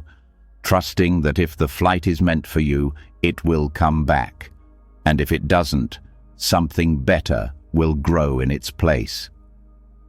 One of the most powerful teachings in Buddhism is this: let go of the fruits of your actions. That doesn't mean don't care about results. It means don't attach your identity to them. Don't let success inflate you or failure define you. You are not your outcomes. You are the awareness behind them, the steady flame that keeps showing up no matter what the world reflects back. This kind of detachment also reduces fear, because most fear comes from the unknown, from what might happen if things don't go your way. But when you stop tying your peace to results, the fear has nowhere to land. You're not afraid of failing anymore, because failure is no longer a threat to your worth. It's just another part of the path. At night, this practice becomes a softening, a reminder that your effort was enough, that the seed you planted today may not bloom tomorrow, but it was still sacred, that you don't need to chase, fix, or grasp for validation.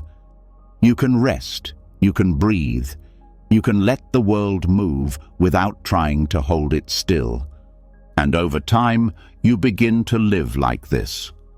You begin to speak without rehearsing, act without performing, give without fearing lack.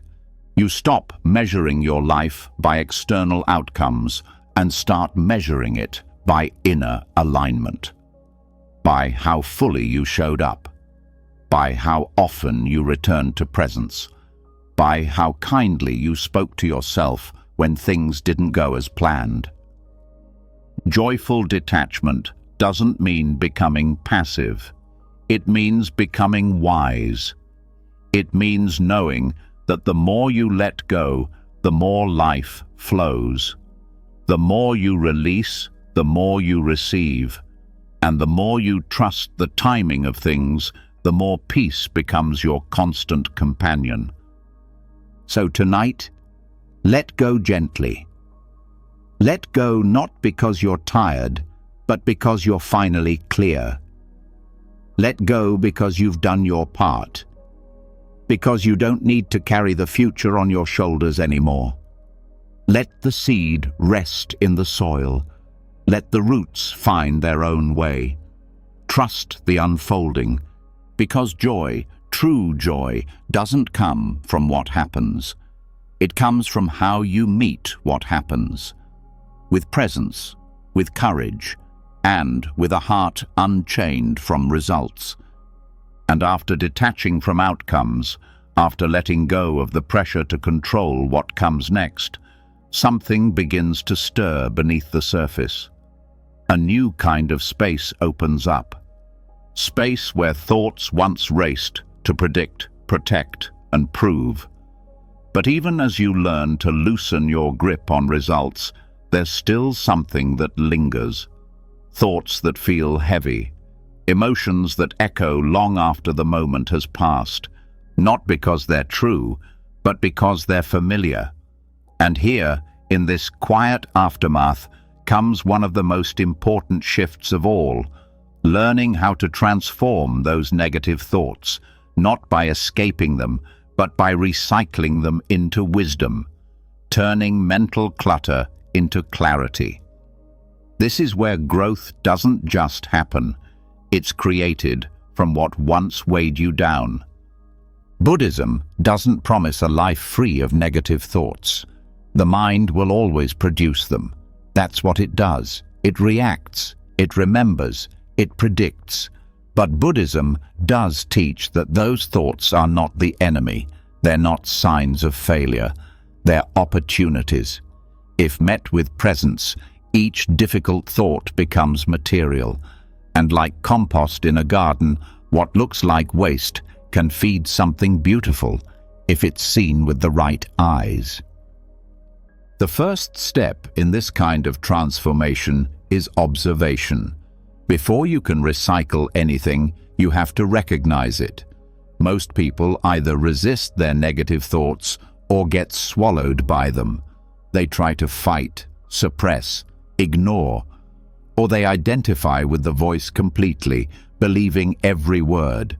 But there's another way, the middle path, the Buddhist path, the way of watching without fusing, seeing a thought arise and naming it gently. This is fear. This is judgment. This is shame. Without flinching, without adding a story, just seeing clearly. That clarity alone begins the transformation, because when something is named without resistance, it loses its power. It stops being a shadow and becomes a shape. And once it has a shape, you can hold it, you can examine it, you can start to understand it, not with analysis, but with awareness.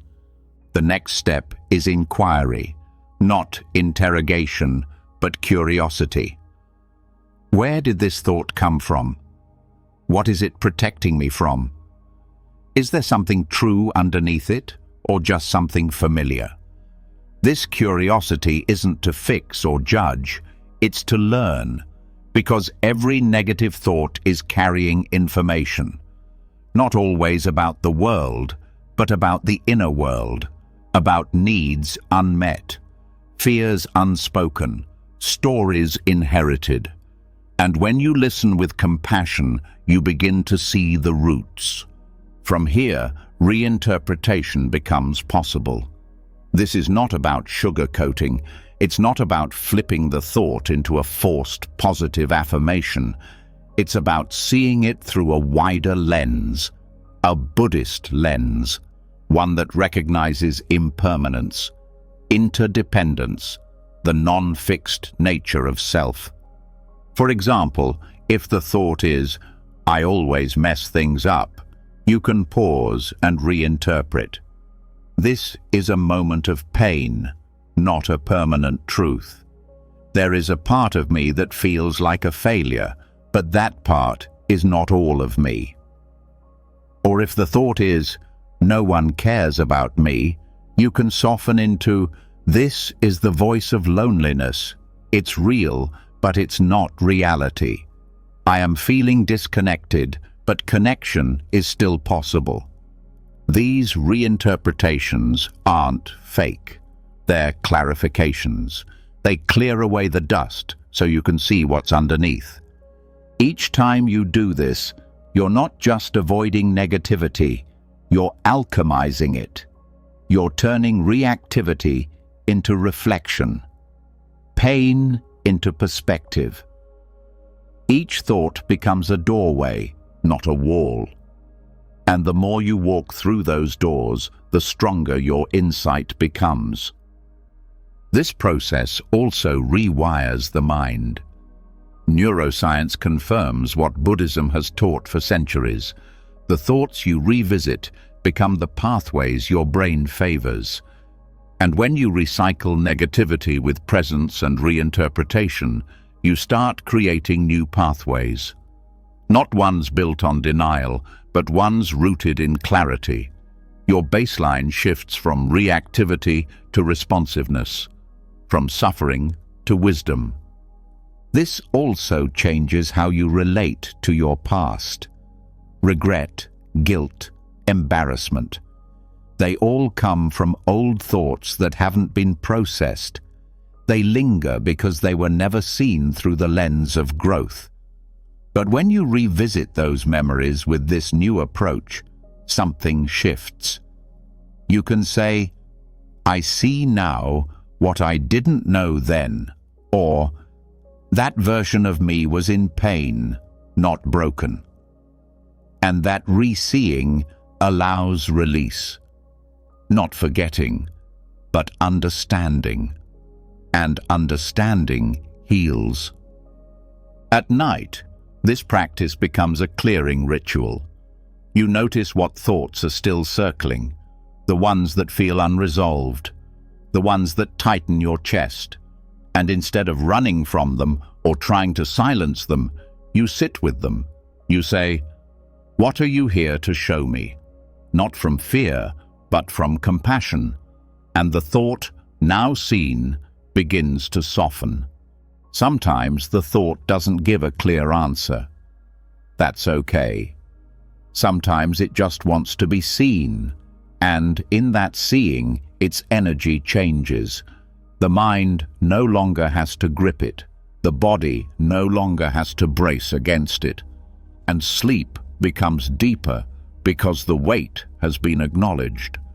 This process also brings more emotional maturity because you stop needing every thought to be perfect. You stop trying to curate your mind. You realize that negative thoughts are part of the landscape, but they don't define the weather. They pass. They evolve. And when met with presence, they even teach. Recycling negativity doesn't mean embracing suffering. It means using what arises to understand yourself more deeply. It means not wasting pain, not letting discomfort just pass through, but turning it into fuel, into clarity, into compassion. And this isn't just about personal healing. The more you practice this internally, the more skillful you become with others. You recognize their negativity as familiar. You don't react to their anger or fear. You see it. You hold it the way you've learned to hold your own. And that holding creates space. Space for connection. Space for change. This kind of inner work is subtle, but it builds resilience that nothing can touch. Because now, even in the midst of difficulty, you know that growth is still possible, that clarity is still available, that even your worst moments can be compost for the most beautiful insights. So, tonight, let your mind speak freely, not to indulge negativity, but to give it room to be seen. Let each heavy thought be held in the hands of your awareness. Let each fear be named. Let each judgment be met with curiosity. And then choose gently to reinterpret, to reframe, to replant the energy into something new. You're not here to control every thought. You're here to meet them, to listen, to learn, and to turn what once felt like a burden into a source of light. This is mental recycling. This is how the mind becomes a garden. Not by erasing the weeds, but by turning them into nourishment. Thought by thought, breath by breath, you grow. And once negative thoughts have been seen, softened, and gently transformed into clarity, a new kind of quiet begins to settle in. Not just the absence of pain, but the presence of something deeper. It's not made from effort. It's not built from affirmations. It simply appears, like a gentle hush after a storm. A peace not made of thoughts, but of what exists between them. That soft and sacred space is often missed, but it's always there, just beneath the noise, just beyond the last word. This is the bliss in the gap, and the deeper you rest into it, the more you discover that calm doesn't need to be created, it only needs to be noticed. Most people think peace is something that has to be achieved, something you build by stacking enough good habits or thinking enough positive thoughts. But Buddhist meditation reveals a different truth. Peace is already here, beneath the movement, beneath the thinking. It's not the product of stillness, it is stillness itself. It's the silence between the sentences, the pause between the inhale and exhale, the tiny moment between one thought ending and the next beginning. These moments seem small, almost invisible, but they are the doorway to something vast. The challenge is not that these gaps don't exist. It's that the mind is trained to rush past them, to fill them, to never let silence linger long enough for truth to emerge. Thought after thought, the mind builds a wall of mental noise, and the space behind it is forgotten. But with awareness, with gentle observation, those cracks start to widen. And what slips through is not emptiness, but calm. The first step in accessing this space is learning to slow down, not the body, but attention. Watching the rhythm of your thoughts without getting pulled into them, sitting quietly and noticing the mind's pattern. It jumps, it narrates, it replays. But if you stay still long enough, you'll notice something strange. There's a flicker between the thoughts, a pause, a blank moment that can't be described. That's the gap. It's not long, it doesn't last, but it's real, and it holds more calm than any sentence ever could. Buddhist meditation often focuses on this space, not to hold on to it, but to remember it, to become familiar with it.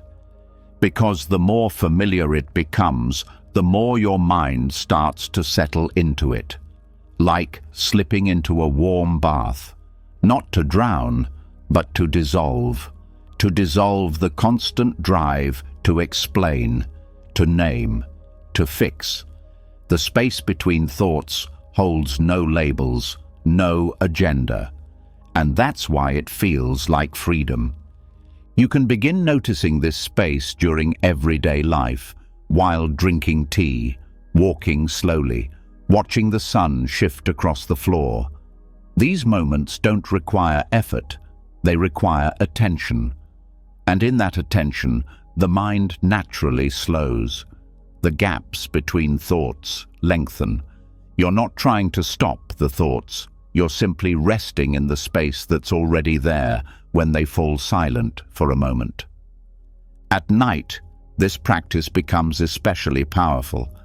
As the body softens and the mind begins to drift, the gaps appear more often. Between memories, between anxieties, even between the words of your internal monologue. And if you're aware, you can rest in those moments like stepping stones into sleep. You don't need to force them, just notice, just allow. This space is not boring, it's not blank, it's alive, it hums with clarity, it vibrates with peace.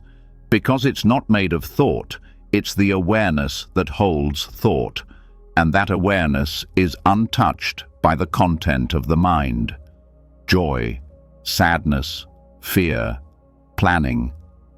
All of it rises and falls within the space, but the space itself is unchanged. As you rest in this space more often, something begins to shift. You start to identify less with the thoughts and more with the awareness. You stop believing every sentence the mind speaks. You begin to understand that not all thoughts need your attention, that most of them are echoes, habits, and that underneath them is something deeper, something real. This doesn't mean you reject thinking. Thoughts are useful, necessary, but they are not you. They are not your peace. They are only waves, and beneath those waves is an ocean, silent, still, holding everything without clinging to anything. Even the breath becomes a doorway to this space. At the end of the exhale, there is a pause, a natural stillness before the next breath rises. That pause is the gap, and if you rest your attention there, even for a few seconds, you will feel it. The body relaxes, the chest opens, the thoughts quiet. Not because you silenced them, but because you entered a space where they are no longer needed. This practice also brings perspective, because when you spend time in the gap, you begin to see how temporary every thought is, how fast they come and go. And when you see that, you stop holding on to them so tightly. You stop identifying with every fear, every doubt, every reaction. You realize this too will pass, because it always does, because it always has. And in that realization, peace is no longer fragile. It becomes your baseline, your home. You carry it with you, not because you created it, but because you stopped covering it up. There's a phrase in Buddhist teaching, the silence before the word is the sound of truth. That silence is what lives in the gap. It doesn't speak, it doesn't argue, but it communicates something unmistakable, that you are already whole, that nothing is missing in this moment, that peace is not something you earn, it's something you return to. You don't have to make this complicated. The next time you sit or walk or lie down, just begin to notice the edges, the quiet after a thought ends, the space before the next one begins. Stay there, even for a breath, even for a blink, and let that stillness teach you what no book ever could. This practice doesn't need perfect posture or hours of meditation. It needs presence, it needs curiosity, and it needs the willingness to stop filling every gap with something to do, something to say, something to solve. The more you rest in the space, the more you trust it, and the more you trust it, the more it reveals itself, until eventually the gap is no longer just a moment. It becomes a way of seeing, a way of being, a place you carry with you. So tonight, as your thoughts begin to slow, notice the stillness between them. Notice the space between your breaths, the pause before a dream begins, and let yourself float there. Let yourself rest in the calm that's already waiting for you, not at the end of thinking, but in the spaces in between. This is bliss in the gap, and it's always been yours. And as you begin to feel the stillness that lives between thoughts, as you taste the quiet truth hiding in each pause, a deeper realization emerges. It's not just the silence that brings peace, it's the absence of striving. The mind isn't calm simply because it's quiet. It's calm because, for once, it isn't reaching. Not reaching for the next solution, the next moment, the next improvement. In the space between thoughts, there's no chase, and in that space, something radical can finally be seen clearly. This moment, exactly as it is already enough. Not because it's perfect, not because it meets all your hopes, but because the need for more was always the barrier to peace. This next teaching reveals that truth in its most luminous form, the radiance of enough. The human mind is conditioned to want, to stretch forward, to imagine what's missing. This impulse isn't evil, it's natural. It helped our ancestors survive, build and improve. But it also created a loop that says happiness is somewhere else, somewhere just out of reach. I'll feel peace when I achieve this. I'll feel joy when I fix that. I'll finally relax once I've earned it. And so the chase begins, and never ends. But Buddhist wisdom doesn't follow that path.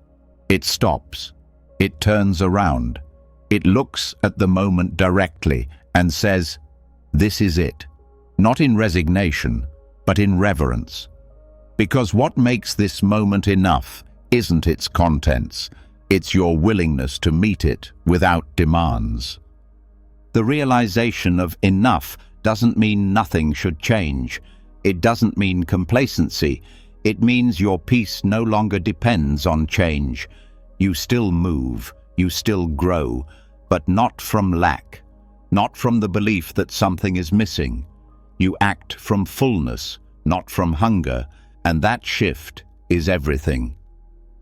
This practice starts with presence, noticing the moment without adding anything to it, sitting, breathing, feeling, and letting go of the story that something else is needed right now.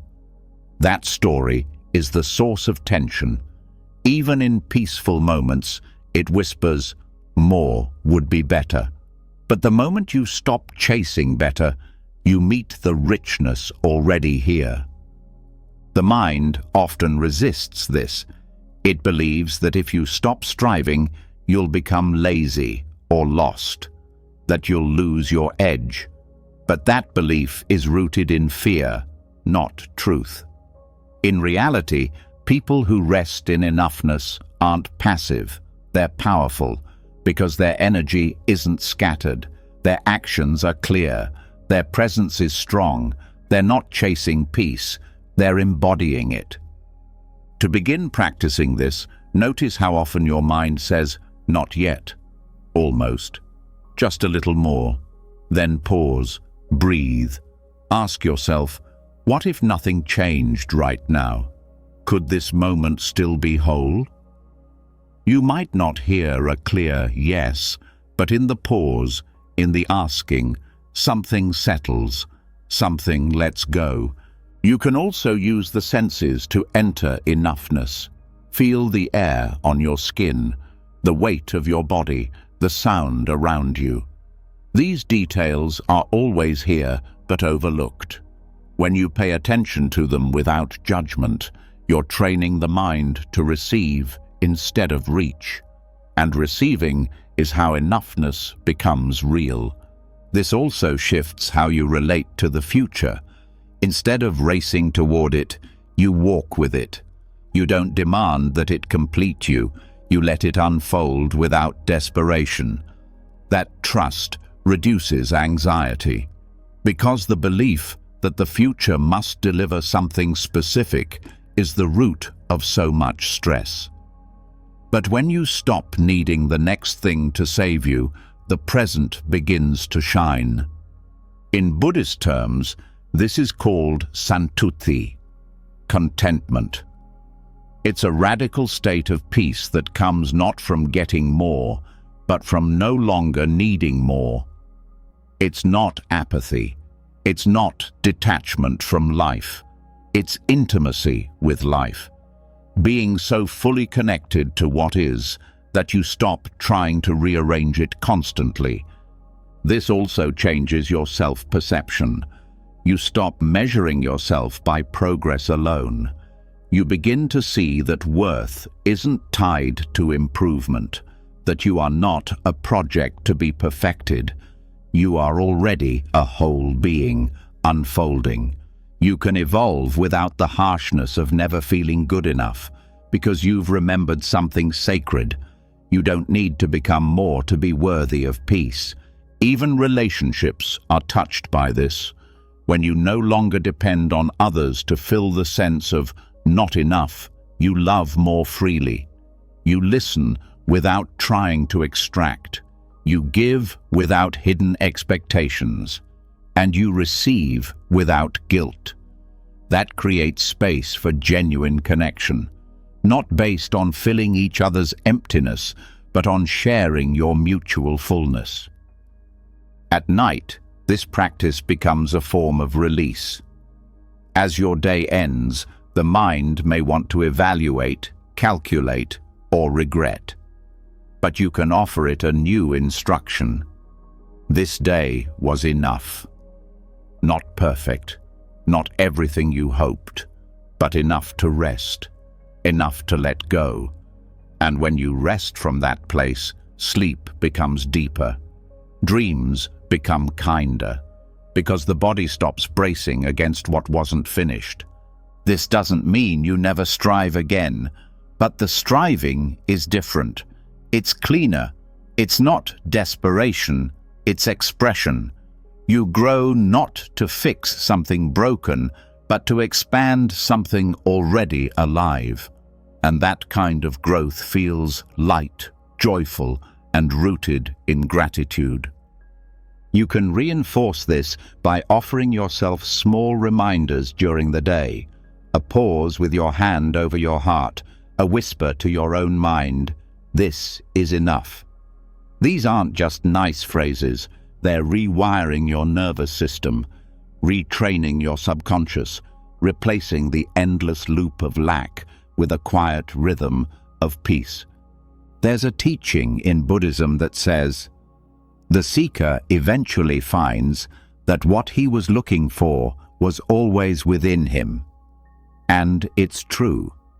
The need for more isn't solved by getting more. It's ended by realizing you were never missing anything real. Only the thought said you were.